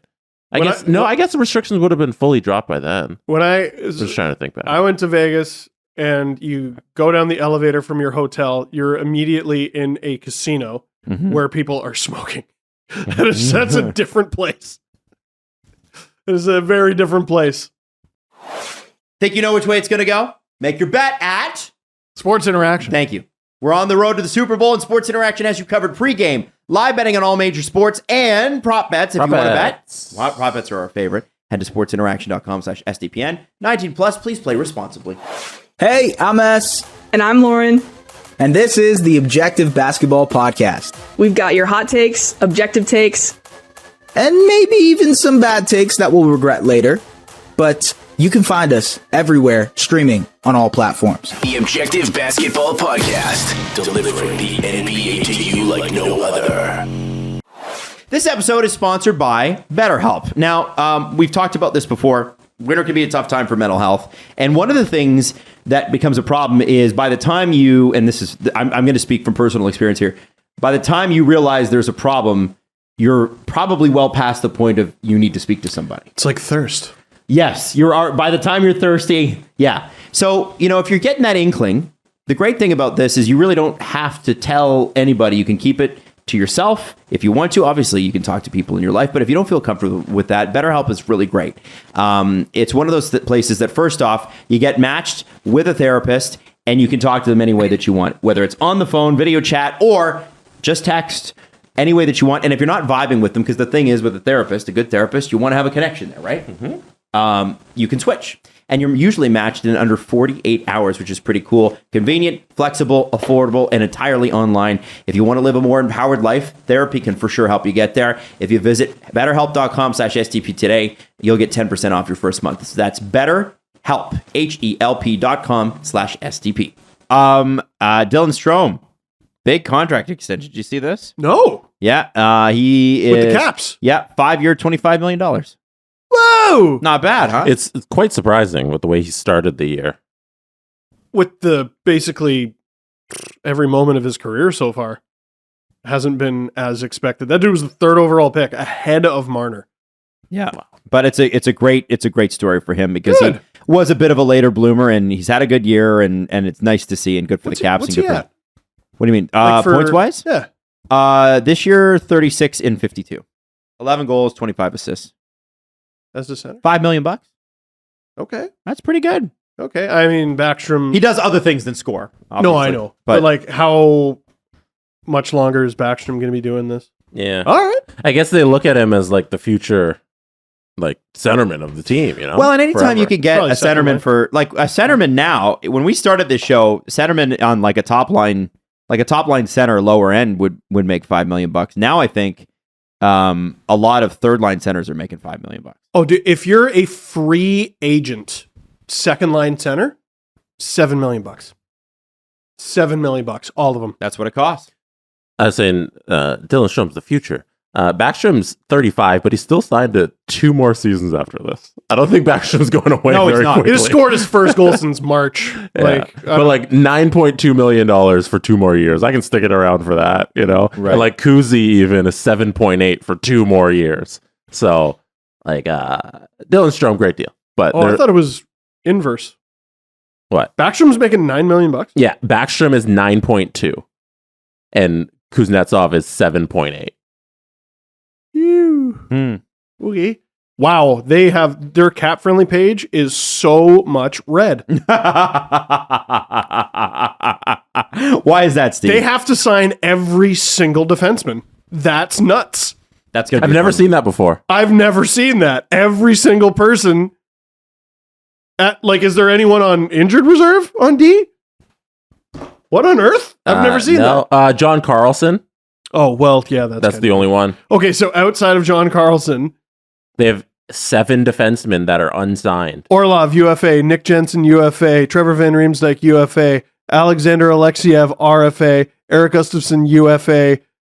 Martin Feravari, RFA. Matt Irwin, UFA. That's wild. Good for them.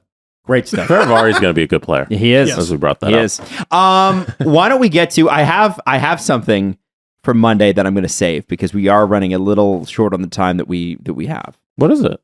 Are you sure? Do we have time? Because we're going to do Bachelor bios too, right? Okay, how long is this going to take? Well, actually, it won't take that long. Okay. All right, Jesse, I'm going to send it to you. Okay. So the first video, Jesse, is what I need you to queue up first. It's on YouTube, and it goes directly to the spot. And I want you to go back. And, sometimes we talk about our pop culture moments. And somebody asked us at our show last Friday at the Mansion, what was your favorite episode of the STP that you've done? And I said, I love Smart Insider Man. I said like the first one because who knew that we were embarking on this journey? Jesse had no patience for it at the time. What do you mean? The Smart Insider Man? Yeah. Oh yeah, that segment sucked. I love that segment.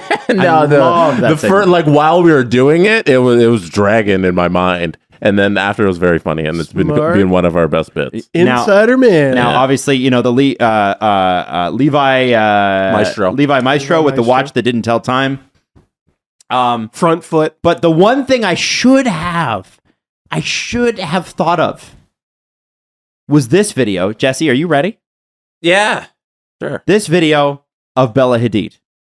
Wearing sneakers on a man is definitely the first thing I look at. So if you're gonna have a dope shoe that both guys and girls can wear, I mean, come on, matching shoes, that's dope. What are some of your sneaker turnoffs though? You know what? I'm cool with it, and I don't mind dirty sneakers, but they better be fresh. You know, if Homeboy's coming through with these, it's quiet. Yeah, no, it's quiet for him. But like if he comes through in like these. You got some Air Maxes out here. Yeah. You got some Jordans. Homeboy's gonna get it. Okay, no, we can pause it there. Are you a big fan? We can pause it there. That clip is so much worse than I remember. It is. She Googled each and every one of those words right before shooting this interview. You have to understand too that Bella Hadid did not grow up in the same universe that we did, right? This is somebody who is friends with somebody that never cut a vegetable before. I don't know. Have you ever seen the Kylie Jenner tries to cut a vegetable? Kendall Jenner tries to cut a vegetable? No, I don't know. Have you never seen that? I don't really know who Bella Hadid is. Okay, so I know she's a model. Her father, Mohammed Hadid, is a gigantic developer. I believe he's from Lebanon. Her mother was married to David Foster, who wrote all the Celine Dion songs, and is also successful in his own right, obviously. Gazillionaire. Was married to him. Was married to somebody else as well. And obviously Bella and Gigi. Gigi's married to Zayn Malik from One Direction. I believe you. Bella was, dated The Weeknd and that sort of thing, but both are supermodels as well.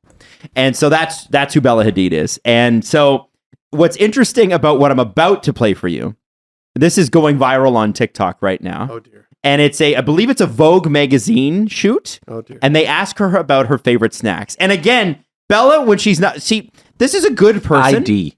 Oh, ID. Yeah. This is a good person, but is trying to speak to normal people as a normal person. And here's the thing. I think Bella just needs to admit or embrace the fact that she's uber rich, has always been, and will always be, and stop playing. Bella's never met a homeboy in her whole life. Ever. And she's never said this will be fresh, and she's never said you can get it, at least before that video, right? In conversation? Yes. Ever. No. Ever. I think she did. So let me play this video for you because it is taking off on TikTok, and it just reminded me of one of our favorite segments ever. Watch Bella's eyes in this, specifically around the word pizza. My favorite go-to snack, probably pizza at least once a day. It's always like a go-to because it always, tastes good every time. There's no bad. All right, pause it, play also it again. Seaweed snacks randomly. Sour Patch Kids and rosé champagne if I'm feeling frisky. So. My favorite go-to snack, probably pizza at least once a day. It's always like a go-to because it always. She's looking at her agent like, tastes do good I every like? time. I There's like pizza, right? She's once a day. Yeah, she doesn't eat pizza. She doesn't eat pizza. She man. needed to be like, okay, what do normal people eat? Oh, pizza. How often do normal people eat pizza? Once a day? I've got 7 Dr. Oetkers in my oven. Very recently, Someone showed me an AI you can have a conversation with, and you can be like, tell me about hockey, and an AI will scour the internet and make like a little blog post for you. Or the Drake song that I made for you last episode. Yes. This is an AI explaining snacks. Now, humans like pizza once per day. That's exactly what it feels like. Isn't that great? I need to hear it again. Okay. I need to hear it again. Fire it up, Jesse. This is Bella once again. My favorite go-to snack, probably pizza, at least once a day. It's always like a go-to because it always, it tastes good every time. There's no bad pizza. Also seaweed snack. Also seaweed snack, she says, and Sour Patch and champagne. Champagne. As a snack. Okay, now again, I want to put it into context because I think we have to be fair. There are people, whether you like it or not, who grow up obscenely wealthy, and you can't relate to them, and that's what makes it funny. I think people make it all this serious thing. Sometimes I just find rich people funny because they're so completely out of... Now, this is completely stripped out of context, but Jesse, there's a third video from TikTok there. Oh my God. Bella explaining an emotional experience from her childhood. Have a listen. Okay. Never growing up had anything designer. My mom wouldn't let me. I think I got my first pair of Louboutins when I graduated high school. It makes me emotional, actually, because I never growing up had anything designer. My mom wouldn't let me. I think I got my first pair of Louboutins when I graduated high school. It makes me emotional, actually, because I got my first cell phone when I graduated high school, and I could not put it down. Right. I thought the world was ending because I could text people in 2006. Now, I thought that was incredible. So here's the thing. Christian Louboutin, if you've never heard, if you go on their website, like the Canadian website, and you try to price something out, the picture of it won't show you the price. It's the whole thing of if you have to ask, you can't afford it. As Nicki Minaj says, who looks at the price tag? But exactly. But I'm looking at their So Eleanor shoes, $1,545 for a pair of shoes. So yeah, but this is. See, I don't even blame her for that. I don't even blame her. She doesn't. She does not live in our reality. It's over different. The course of our relationship, my wife has bought a car for less than. Wait, $1,500 American? No, that's Canadian. Oh, okay. Maybe about $1,200 American. All right. I'm telling you, man. Doesn't live in the same. So when homeboy wants to get it, pizza once a weekday, day week. Once a day? Yo, honestly, her mouth was about to say week. Yeah. Which is reasonable. Right. The Kardashians are like, at least the Kardashians are like, we're fucking rich, man. We're super fucking rich. Yep. Yeah. Don't apologize for it. Just be what you are. You grew up rich. Be rich. I like when people were making fun of Kanye West for being broke. Kim Kardashian's like, no, he's not. Here's $53 million. Yeah. Like, because she can do They can that. do that. They can do that. Hey, let me just go on. That's a 20th of their wealth. TD Easy Web or whatever she uses. E-transfer. She probably Venmo. uses Venmo. It's the States. Yeah. And woo. There you go. Yeah, Bella's problem is that she's trying to relate to the average person. And it comes from a good place. It's Once- earnest. I guess. Or it comes from I a like place her. of... I feel like people are hard on her, and I don't think we need to dunk on her. But I do think it's kind of funny when she's not being herself. She sounds like Kang from The Simpsons. Pizza for some, American flags for others. Yeah, I voted for Krotos. Anyway, I don't know why that hit me so hard. yeah, it's funny, right? Oh, anyway, fuck, that's funny. should we do the rest of the Bachelor bios? Yeah. All right, let's get Bachelor. into it. Woo! What's a day? The Presser. SDP. The Steve Dangle Press Conference. I'm glad you guys like that. I wasn't sure. No, if I saw it on... find that as funny as I did. It came up on my feed yesterday, and it was hilarious shit. Oh my god. Oh. Where do we leave off? I don't know. Oh, it's getting funnier. Oh man, Oh my god. it's good, right? Oh, Charity. Charity was funny. Oh. She was funny. Charity was funny. Wait, what? there No, I'm still talking about pizza. Yeah, Oh I'm my looking God. at the best. Okay, let's I have to get pizza tonight. Genevieve. I have no Genevieve! choice. I gotta stop saying it in the strip club DJ voice guy. Here comes Genevieve. All right, everybody, coming up to the stage, we got Genevieve. Yeah, but it wouldn't be that clear. It'd be like Genevieve. South Park.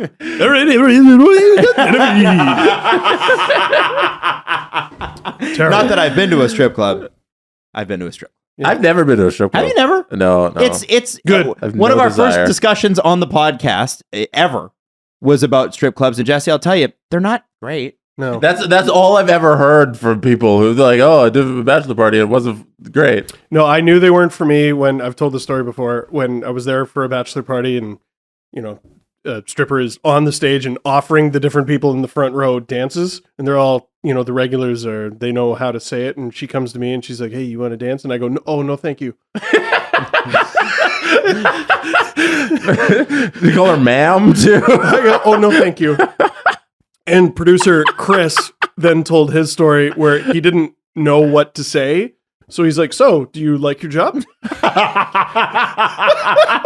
Yeah, man. Listen, there are things for everyone, and it's just not my thing. That being said, I'd like to see the inside of Zanzibar. Zanzibar is worth going to. Brass rails. Well, it's like stepping into the 80s, isn't it? You're stepping into the 80s. I don't think I've ever been to either. Okay, so they're like live SDPN. Yeah, Zanzibar. There you go. Bringing the whole crew. Man, it's Julian, CJ, Noxie, and Cax. Yeah, let's do it. Game over. Yeah, live at Zanzibar. It's a CJ just tweets, "I'm uncomfortable." Confirmed. It's a rumblings. I'm leaving. I think strip clubs were like super big in the 80s. And because of that, a lot of them were built then and have not changed since. And they're highly profitable. And, people make a lot of money doing them and dancers make a lot of money, and that's awesome. But like, they don't change the interior because I don't think that a regular patron to a strip club cares. No. They've heard the same Motley Crue song that's going to come on. I feel like that's also a part of the experience. I think so. Yeah. That's what I want. If I'm going to Bada Bing's in Jersey, Bada Bing's. I want it to look like Bada Bing's. Hey, that was the name of the strip club in Sopranos. Oh shit, he's right. I've never seen Sopranos. Tony's strip club was shit, Bada it was Bing's. the Bing. The Bing. You don't remember? Is it actually called Bada Bing's? It was Bada Bing's. That is funny. That show, that's funny. really did set Italians back. God knows. No, it didn't, man. It was a great show. No, it didn't. No way. I haven't even seen it, and I know. No. So anyway, none of this has anything to do with Genevieve, who is a neonatal nurse. Let's take a trip to Bada Bing's in Jersey. Okay, let's do it. Genevieve is definitely... it's not even Genevieve. It's Genevieve.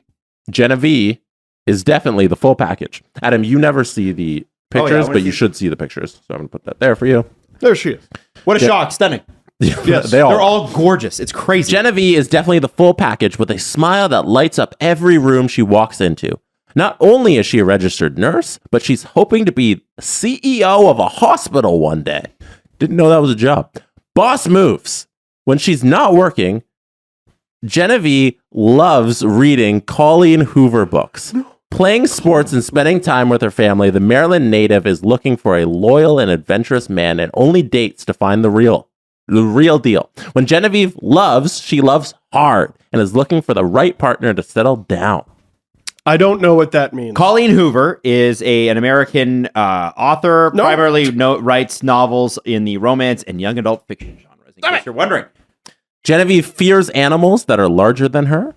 She goes hard for the Baltimore Ravens, Lamar Jackson fan. That's a problem. Oh, wow. Steelers fan over here. Yep. Can drive a stick shift. Good for you. Kind of. I like her. I by rights would not be allowed to give her a rose because my mom would be like, how could you give a Ravens fan a rose? Wow. See, we're Steelers fans. How much does sports fandom play into dating? I'll tell you this. It is annoying when you're dating somebody who is not necessarily against your team, but is like against the sport and sort of chides you for it. I love when we have people come to our events and they're like, I'm a Canadians fan and he's a Leafs fan. Yeah, we got together. Fun. I think that's super cool. But then there's some people that make it like negative. And I had a girlfriend. I've had a couple, but one girlfriend where she was like, not only do I hate the Leafs, but hockey's stupid. Oh, and it was just I was like, man, see that part for me. I was like, I don't think hockey's stupid, and I really like it. And you're insulting the thing that I. You know what's great for your relationship is when you say, "Hey, what do you like?" That fucking sucks. Yes. Yeah. That'd be awful. Like, what if somebody's like, "Oh, I love reading," and you were like, "Reading sucks." Well, reading's for fucking nerds. Okay, Go to the gym, nerd. Right. That'd be so annoying. I wouldn't date that person. Anyway. Fuck books. Burn them all. Am I right? Anyway, Genevieve did great because these bios are generally terrible, and she came across. We know something as about a her. person. Yeah. Genevieve's a front runner. She's also a romantic. You can tell she's not reading fiction for no reason. Little thing though, not just a nurse, neonatal nurse, right? Yeah. Not only do I help people, I help babies. Baby nurse. All right, Greer. Greer's up next. Greer is a medical sales rep from Houston, Texas. Greer is bold, hilarious, and isn't afraid to speak her mind. She was born and raised in Houston, Texas, but took a risk and moved to New York City, where she loves living life to the fullest. Greer is loyal, confident, and is looking for a partner who can keep up with her quick wit and big personality. She is a hopeless romantic and is a sucker for forehead kisses. Oh, Big Zach, take notes. Will Greer and Zach have the love story of a lifetime? Fun facts. Okay. Loves to shop at flea markets. Hey, we'll get along like a house on fire. Oh, yeah, you guys like flea She'll markets? go doll shopping with you. Yeah, hey, figures. She says she is never embarrassed, and Greer can tell a lot about someone by their sushi order. What's your sushi order, guys? No, you cannot. What's your sushi order right now? A lot of it. Depends on what restaurant I'm at, because we go to that one Key. Remember I took you there and then they didn't serve us and I paid for the meal and then they never came and then we had to go to the Leaf game? What? I never told you. Don't. No, it was to be fair to them. It was last spring, context. relatively post-pandemic, and things weren't moving as fast, and it was a playoff game, and me and Jesse and Natalie were at a sushi bar. And this is where I go before I go to the Leaf game. It's my routine. Well, it's right there by the. It's right there. Adam loves sushi and hockey. I love sushi and hockey, and I love that it offends hockey people. You're such a platinum lounge. I just fucking love that it offends you. Like I'll eat the sushi at the game. I love that makes you mad. Go eat your stupid chicken sandwich and feel sleepy by the second period. I love my sushi. But anyway. Do you have your suit and tie on as well in the Platinum Lounge? No, I don't. I don't. I'm not going to hate on you for the sushi. To. It's just one time I saw my uncle get sushi and a coffee, and I was like, no. I do sushi and then the coffee after the dinner. Yeah, but he ordered them together. Oh, that's weird. That's okay. weird. I get that. Okay. So anyway. What are we talking about? I just want your sushi order. So my sushi order there is very different than what it would be at home because I like to keep it simple at home. We're doing salmon sashimi, we're doing tuna sashimi, your little yellowtail, maybe some scallop or something like that. I love sashimi. California roll? I like a sushi. Spicy tuna roll, spicy salmon roll. I know those aren't necessarily Japanese food. That's mostly North American. I can't do tuna in the sushi. No? No. I'm a green dragon and red dragon kind of guy. I'll have to try it. I like them all. I like like everything. I love fish. I love. And so you have different orders. So when you're going out, what do you get? Well, there they have like different types. They have like a Wagyu beef sushi thing, and they've got. I've never tried. Got that. They've got the scallop thing that I've talked about. It's amazing. I gotta take you. Yeah. We gotta go. Yeah, but you're always streaming on Saturday nights. What to Key? No, I brought me one. No, I've gone back. We have to hate jerk. No, we can't hate them. They didn't serve us the food. Okay, yeah, I paid the meal. When was this? This was last year in the playoffs. Game 7 of the Leafs and Lightning. So I paid for the last game I paid the meal, and then the food just never came, and we had to go. And then what? Yeah. And then I was like, okay, because I was like trying to wrap the bill up so that way we could feed. Anyway, and we said to this waitress, I'm like, we got to go, whatever. And then I was going to contact the restaurant, but then I felt bad and I don't want to give them a bad name because I go every single time and I love their food. But this one time I paid it and then I was like, do I complain? Do I really need that? Like, because I felt like it's like right after the pandemic. I don't want these guys to like, they could use the money and whatever. And I was doing fine. They're also on Bay Street. Yeah. I don't know if they need the money.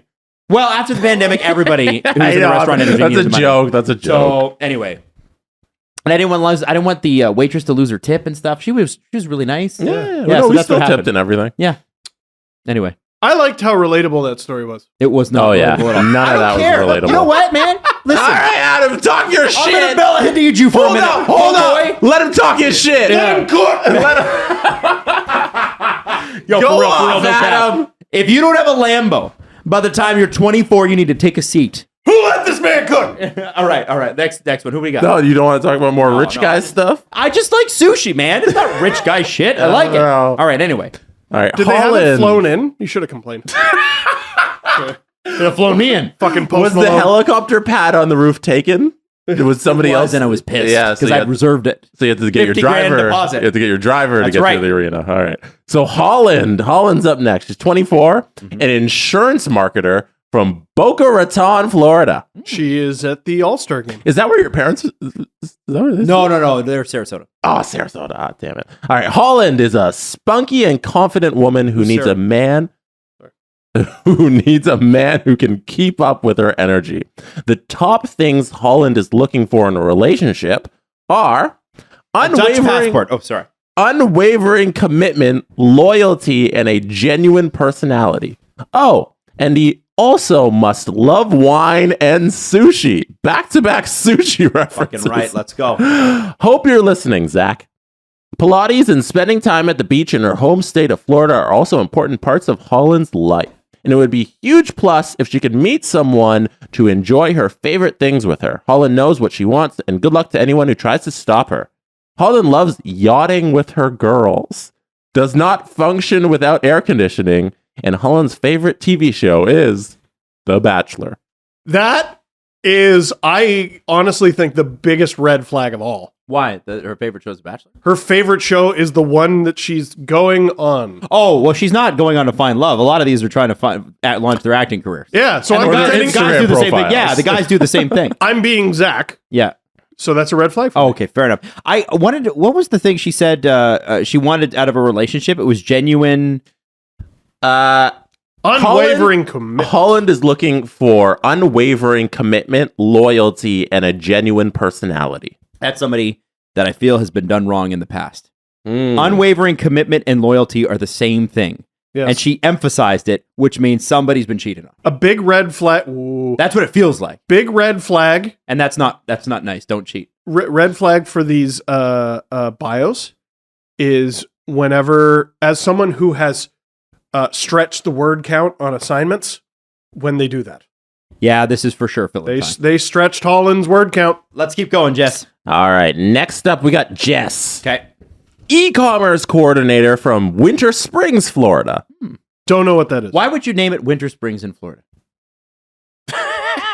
Why not? Isn't that a good question? Winter Springs. Just like, why would you have Groundhog Day at Gobbler's Knob, which is a real place? Yesterday, one of the rodents that predicts the future was at Gobbler's Knob. What if I read this bio? Oh, sorry. And Anyway, then continue. later we could talk about the ghost station that's named Old Comer. Yeah. All right, Jess is a sweet soul from Florida who says, Next stop, Cockfosters. Sorry. Have you ever ridden the tube? That's Cockfosters in London. Sorry, continue, Jesse. I'm sorry. Cockfosters, where you go to get spotted dick. Yes, right. Jess is one of the younger women. She is mature. She knows what she wants. She's 23, by the way. She's 1 year younger than the previous woman. Go on. Yeah, I don't know why they put that. Well, Jess is one of the younger women. She's literally 1 year old younger. She doesn't want to settle for anything less than her soulmate. Jess describes herself as a hopeless romantic and is ready for her fairy tale romance worthy of a Taylor Swift love song. Aha. Jess comes from a big Puerto Rican family and hopes Zach is ready for her to spice up his life. Jess hopes Zach is excited about her as she is about him. Jess's favorite date activity is playing with puppies. What? No, that's not a date activity, Jess. Can you do that? Jess doesn't leave the house without sunscreen ever. Yeah, she's from Puerto Rican. Florida, though. But okay. Okay. Jess could play bananagrams all day and never get bored. I'm out. Yo, that profile sucked. I'm out on Jess. We know a grand total of one thing about her, and that is it. Yeah, I didn't catch much. No, I'm sorry, Jess. Now, again, The as bananagrams thing. as we said the previous time, I don't even know what that is. As we said the previous time we did these bios, it is possible the bio writer did them dirty. Yeah. I'm not saying she sucks. I'm saying the bio is brutal. Katie. Sorry, Jess, we're out. ER nurse, 27. Katie is 100% wife material. The Canadian nurse. Okay. Hey, let's go! No dude about it. They're going to say some corny shit about her. Yeah, all right. Don Cherry impression about how excited he is that a Canadian is on the show. I tell you, we got this Katie here. She's a Bachelor at Texas. It's a star Sedano. Terry and Hatchet tell you. And she's an ER nurse, and she's not going to miss any time she stick it out. Katie, the nurse. That was good. You haven't lost a step. Man, That's that was great. It's been like 4 years. Wow. Okay. All right. Katie is looking for her forever Prince Charming and says, I truly hope to find love. I have so much love to give to the right man. Hopefully Zach is the right man for her. Katie can't wait to start a family and said that if a man didn't want kids, that would be a deal breaker for her. Will Zach be the one to show this beauty that true love is out there for her? Only time will tell. Katie grew up figure skating. Katie isn't afraid of sliding into DMs. Katie loves roller coasters. Katie enjoys swimming, but hates that sharks may be swimming underneath her. I don't know. Katie seems like a good time. Seems like fun. She does. Confidence will slide into the DMs, likes roller coasters. Stop it. I like it. Jesse keeps threatening to pour the water. It makes me upset. Her bio stinks. Her fun facts saved her. Okay. That's fair. Yeah. I like the fun facts, though. Fun facts seems like a good time. The bio's terrible. Roller coasters, yay or nay? What do you guys? Thumbs up, thumbs down? I've never been big on them, but I will do them. I like a friend who brings me into the fight when it comes to roller coasters. You know what I mean? Katie would be that person. Okay. This is wild because, this is going to be the safest season of The Bachelor ever. Almost everyone is a doctor or nurse. Yeah, we got a lot of nurses. This is Catherine, a registered nurse from Tampa, Florida. A lot of nurses from Florida. There's been like 4 of them. Catherine is a vibrant go-getter with a witty sense of humor and a glass half full of attitude. She loves spending time with her nieces and nephews and can't wait to have a family of her own. Catherine's career as a registered nurse is extremely important to her, but her number one priority is to find her perfect match. Catherine's dream man is loyal, trustworthy, and a great communicator, and most importantly, her best friend. Fun facts. People tell Catherine that she looks like Julia Roberts all the time. Adam, you'll be the judge on that. Catherine doesn't camp. She only glamps. Catherine could live off breakfast pastries. All right, so the Julia Roberts thing. What for is everybody a listening, Adam, would you say yes? I could see it. I actually see. I see it in the smile. I could see it. See what people say. No lie. I can see it. It's like she's not a carbon copy. All right. I can see it. All Sure, right. give it to her. Go, Catherine. Okay. Go, Catherine. What do we think of her Julia. bio? Breakfast pastries. By the way, it's glass half full attitude, not glass half full of attitude.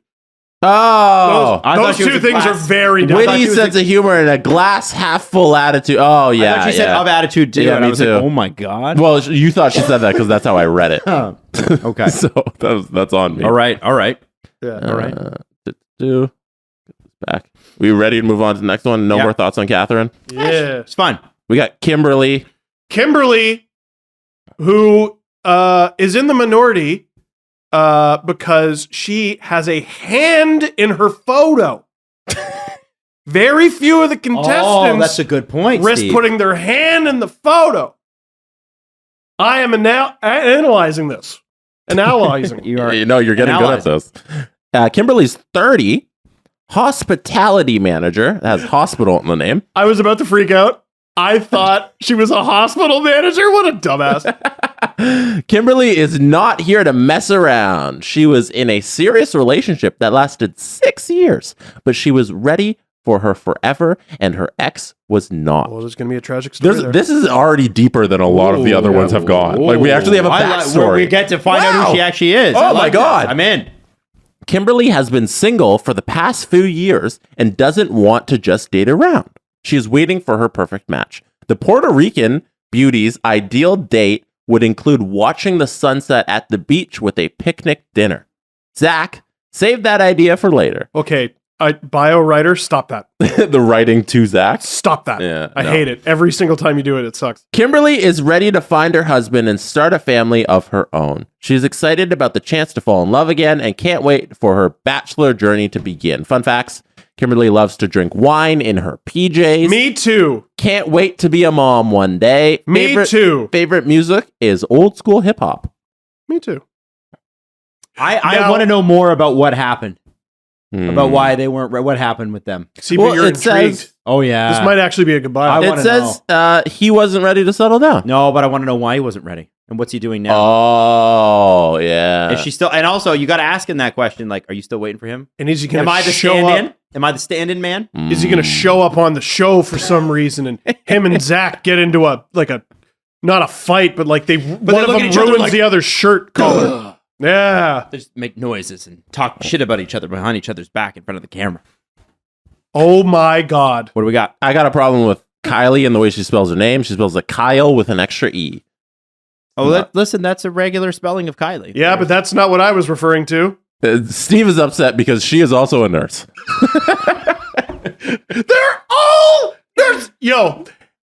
Everyone's going to be fine. Everyone's going to be absolutely fine. It's coming. It's a bit at this point. Everybody works in the hospital. All right.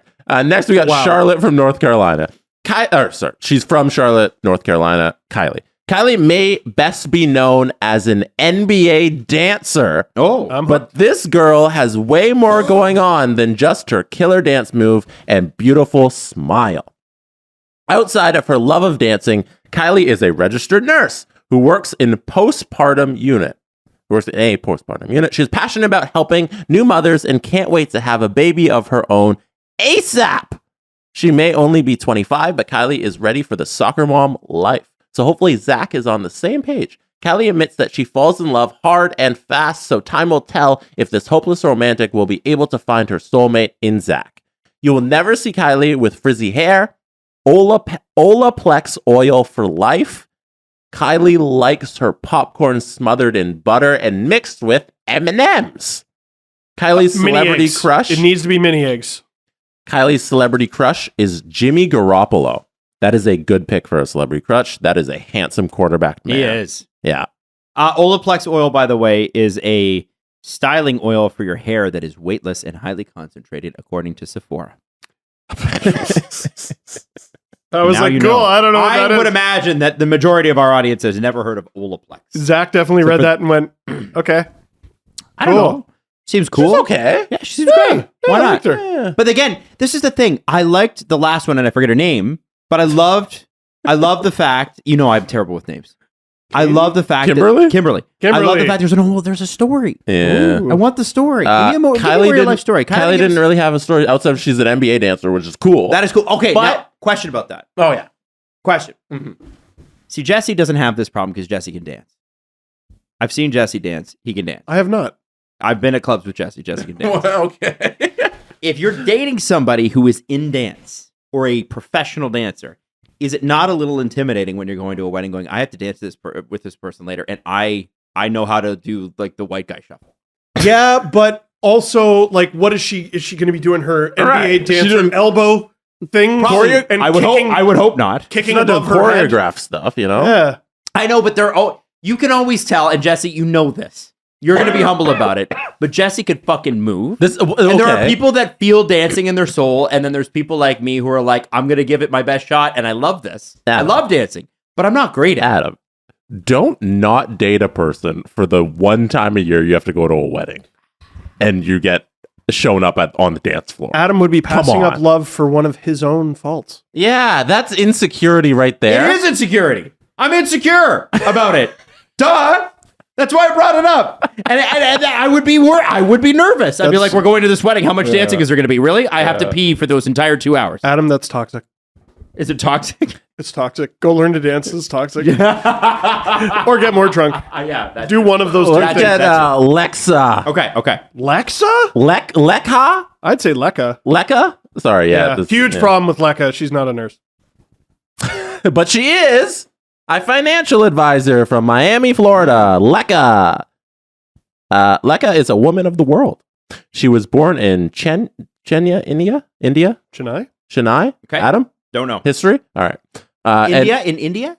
Yeah, I've never heard of it. No, she was born in India and moved to the United States at 7 years old. Since then, she's lived in California, North Carolina, New York, and Florida. No kidding. It may take a little while for Lekka to come out of her shell, but her exuberant personality and top-notch belly dancing skills are worth the wait. Oh, Adam can't do it. So, because what if they have to go to a wedding? I'm just saying it's the one thing, like, okay, they often say, and I wasn't saying this, they often say that, like, how you dance is how you make love. And me, it's awkwardly and a little bit with a little too much sweat. Well, there's a visual so I I don't think anybody wanted to know that. I'm just saying. I've seen so much. I don't know, Adam.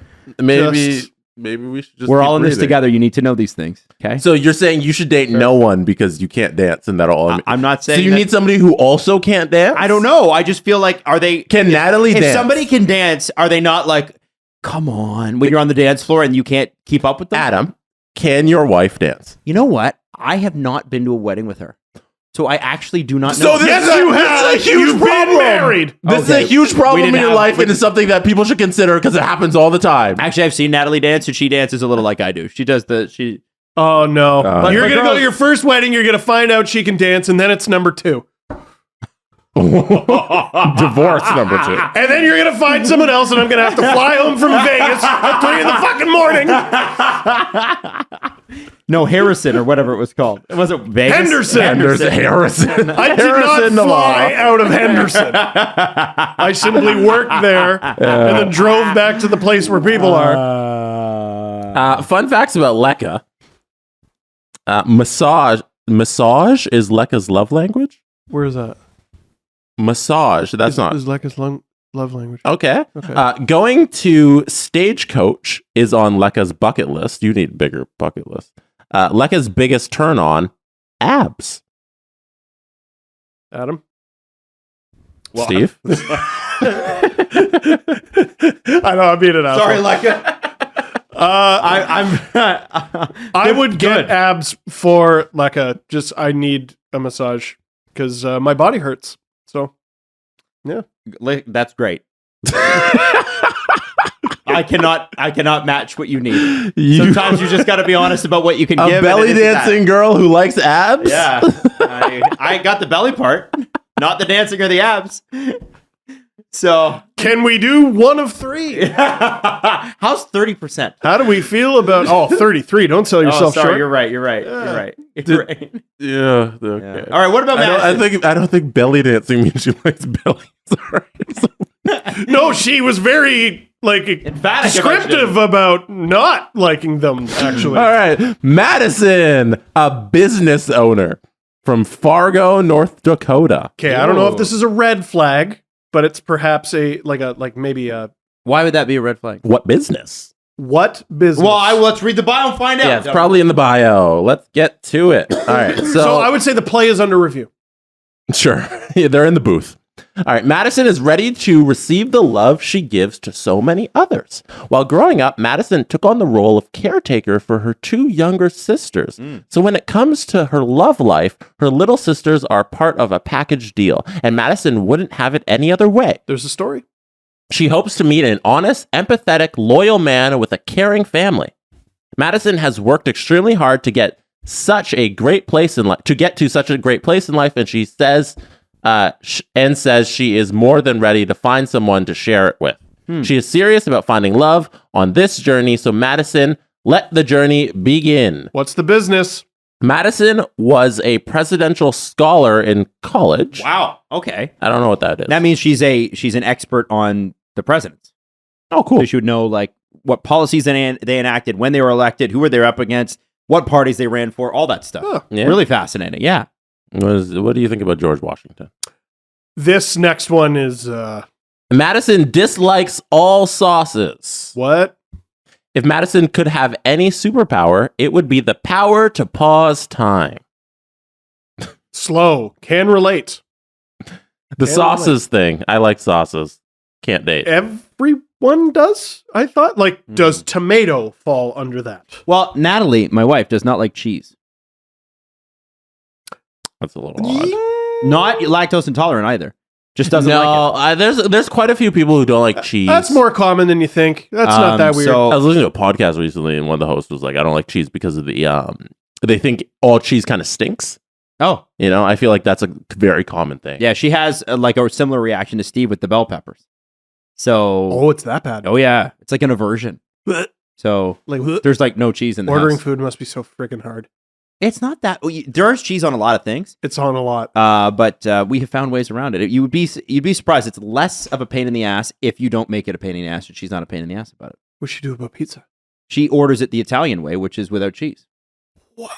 Yeah. Does she have it like once a day? Question mark?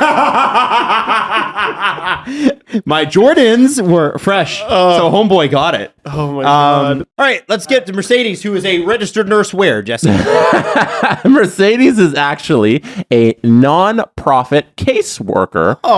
Case manager. How dare you? Mercedes is a fun-loving, bubbly woman ready to spread her wings. She has 4 jobs and works extremely hard to support herself, but she is ready to prioritize finding her perfect match. Mercedes is very close with her mother and will definitely be looking for her approval the next time she brings home a man. Mm-hmm. Mercedes has been in 2 serious relationships, but both ended because she knew those men weren't her person. While Mercedes loves a night out on the town in Nashville, she also enjoys staying in and cuddling with her dog. She says she's looking for a man who will make her laugh and is someone she can bring to family dinner on Sundays. Mercedes says her love language is giving and receiving gifts. Mercedes' hobbies is showing pigs at the Iowa State Fair. She's from Iowa. She's from Iowa. Mercedes loves to drive around with the windows down, blasting country music. Mercedes would rather order in than cook. Yeah. All right. Don't blame you. We got a lot of good stuff. A little bland. Yeah. Like that's the word. I didn't feel like it didn't spark any joy in me. Marie Kondo. Hearing Mercedes' bio. So. All right. By the way, how satisfying was it to hear that Marie Kondo's house is now a mess because she has 3 kids?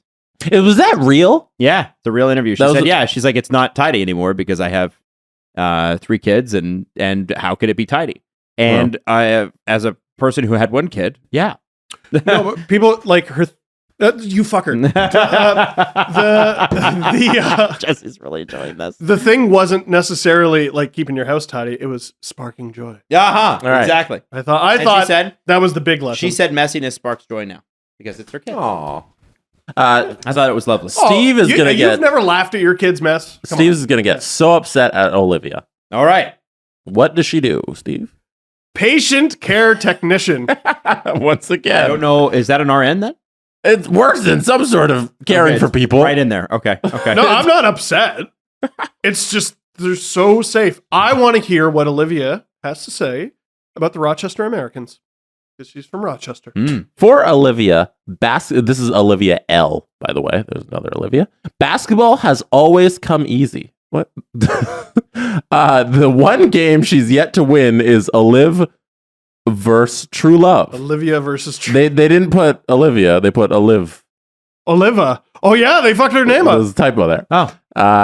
This baller is here to find her teammate for life. Did she play college basketball or something? I guess. While basketball was her first love, I guess so. She's built a life outside her sport. Maybe she's like famous. We should look her up. Dude, they're just Olivia L, the Bachelor. Adam, do this while I read this. They're brutalizing these. Like whoever wrote these. Again, it's not the women. Yeah. It's whoever wrote them is really not doing Olivia any favors. Or sorry, Oliva.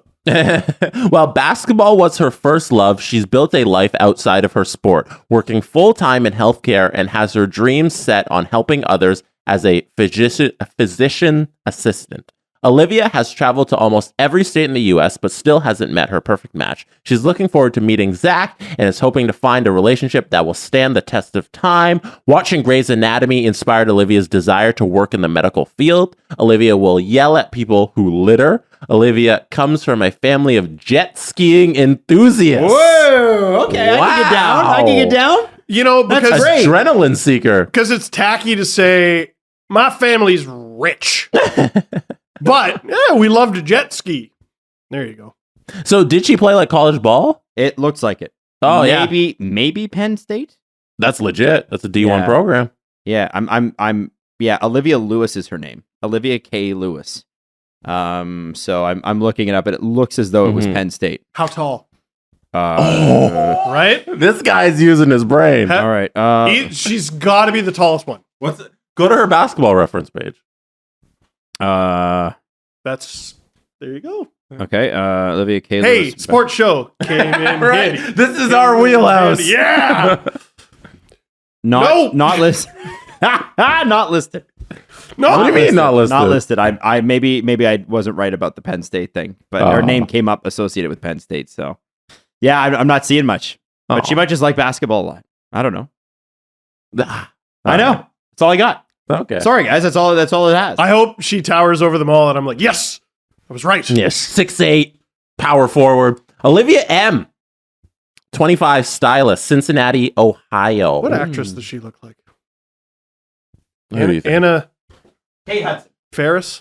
No. Kate Hudson. No. Kate Hudson. Looks like Kate Hudson. No. She does. Or maybe Margot Robbie a little bit. No. I only know the actress. I only know her mean tweets thing, and where she calls herself Anna Farts. What's her real name? Anna Faris? Yeah, she looks like Anna Faris. Okay. Well, You guys Anna are Faris all is over the hilarious. board. All right. Well. All right. Born and raised in a small town with a loving family, Olivia M. is looking for the love of her life. She may be a city slicker now, but Olivia will always be a small town girl at heart. She studied fashion and has a passion for all things style and design. Zach, get your suit ready. Stop that! When she's not working hard at her career, Olivia loves going to hot yoga, trying new restaurants and cuddling up on the couch to binge watch TV. Olivia is hoping to meet a loyal, loving, and driven man. Will Zach be her Prince Charming? Olivia's special talent is sounding like a dolphin. Okay, I want to hear that. I want to know. I'd be like, oh my okay, God. drop that sound effect on me right Episode now. 1. I gotta know. When she gets out of the car. Yeah. Yes. Literally when she gets I out want of her the to have limo. a fin on her back. Let's go. Let's do it. Dolphin off. All of us? Yours might be the best, Steve. I think Steve I would. don't Yeah. think it is. One more time. Toronto Zoo doesn't have dolphins. Okay. Don Cherry, but he's a dolphin.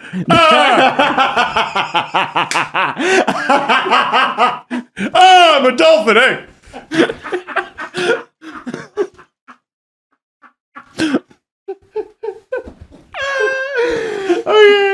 Olivia loves carbs, and she loves to read, and has color coded her bookshelf. My wife did that, and it was an enormous waste of time. Okay. Oh my God! Wow. Didn't expect that. You're Why would calling her you out on that. color code your books?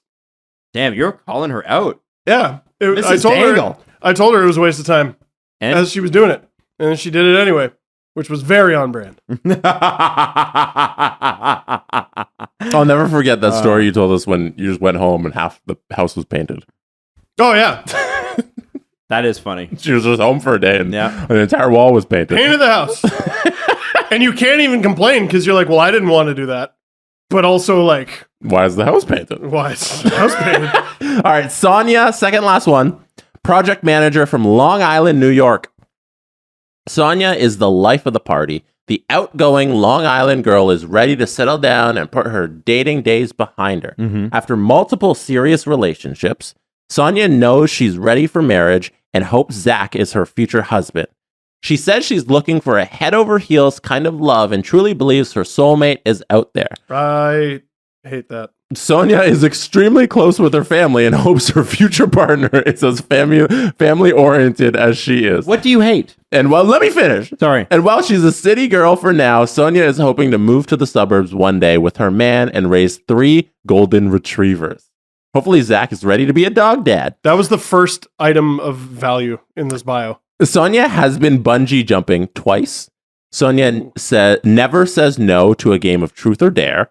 Sonia is obsessed with Elvis. That's a red flag. Yep. Sonia dreams of taking a trip to Arizona. Okay, what was the first red flag? The Elvis thing doesn't bother me. What's the other stuff? Nah, Elvis sucks. She says she's looking for a head over heels kind of love and truly believes her soulmate is out there. Like, just why are you? Sonia is looking for a husband she will like. What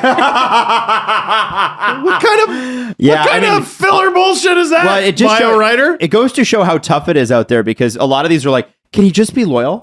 Like they haven't even said like a husband that I will love or have a lot of fun with or have a chemistry with. It's like I just want him to not fuck around on me. Yeah, Yep. she is looking for a husband who is not a bastard. Yeah. Not a piece of shit. If he could be non-piece of shit, that'd be great. Please Thank you. be vaguely nice. Well, oh my God, we're on the last one? We are on the last one, All and right. that is Vanessa. Oh, no Tell me Z about name. Vanessa. All right. We're at the end.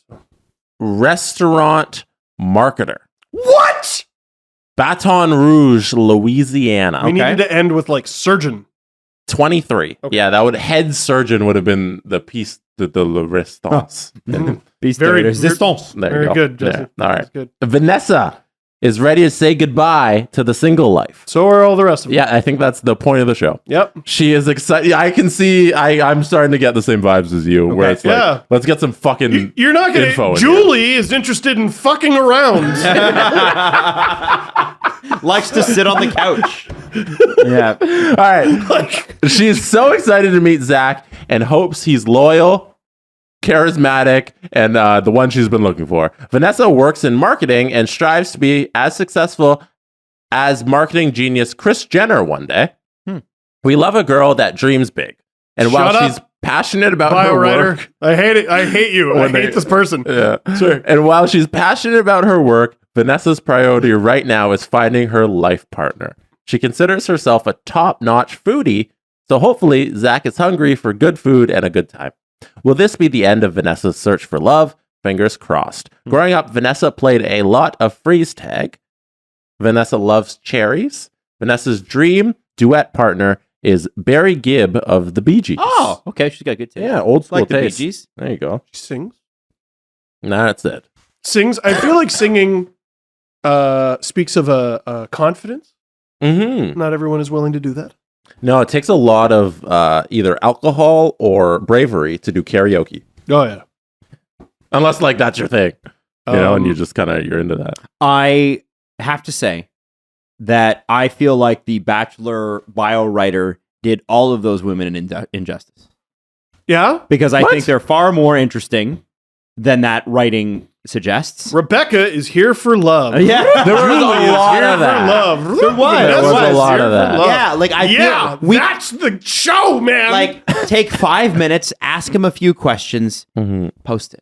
I think you get some of the most info out of the little fun facts feature at the Totally. bottom of the paragraph. And if that's all you put, that would be enough. all right, these 3 lines actually tell you something. This is a fact about the person. It definitely reeks of, hey, Dave, you got those bios for tomorrow, right? Oh, fuck! And then they spent all night writing them. And by all night, I mean, they were like, gotta get to bed by like 1. Charismatic is she needs a man who's loyal. Loves her mom. I want Vanessa fucking hates her mom. Now that's a story. Yeah. There was one of them had a story, and it's that she was down the road and engaged to somebody who wasn't ready. That now we're interested. Margaret Let's go. got into a fist fight with her sister over inheritance. Yeah. Yeah. I want to hear that story. Absolutely. I want to know. You know what I'd want? What? I think it's 2023. Another nurse.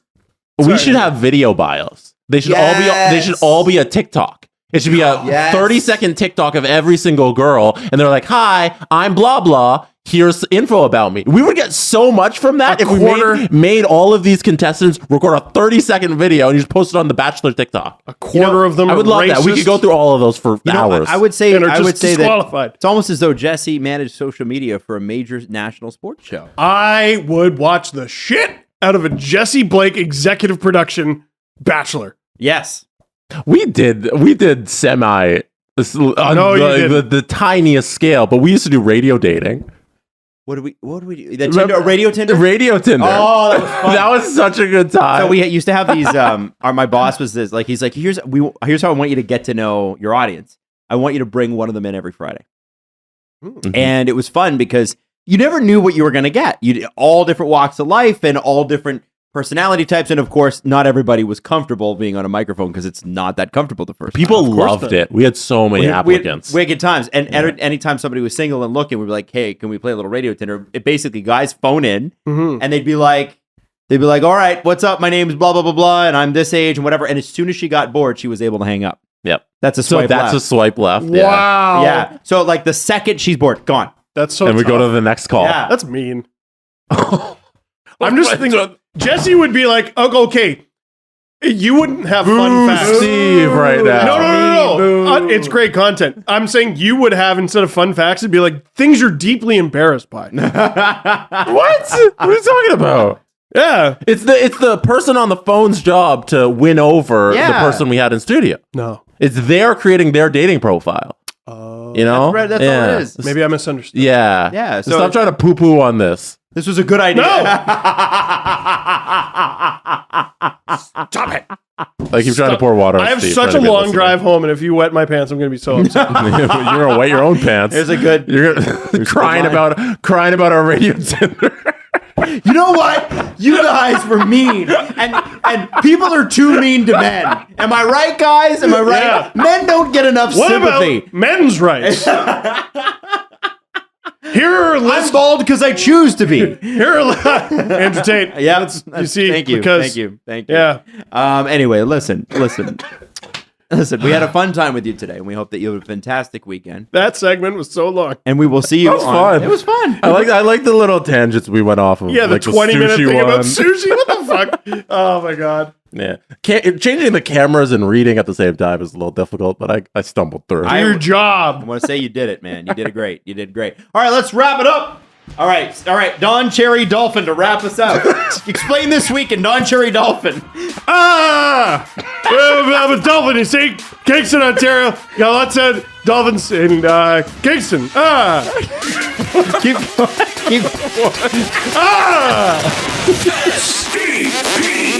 The Steve Dangle Podcast. Follow the guys on Twitter at Steve_Dangle, at Adam WYLDE, and at Jesse Blake. Connection complete.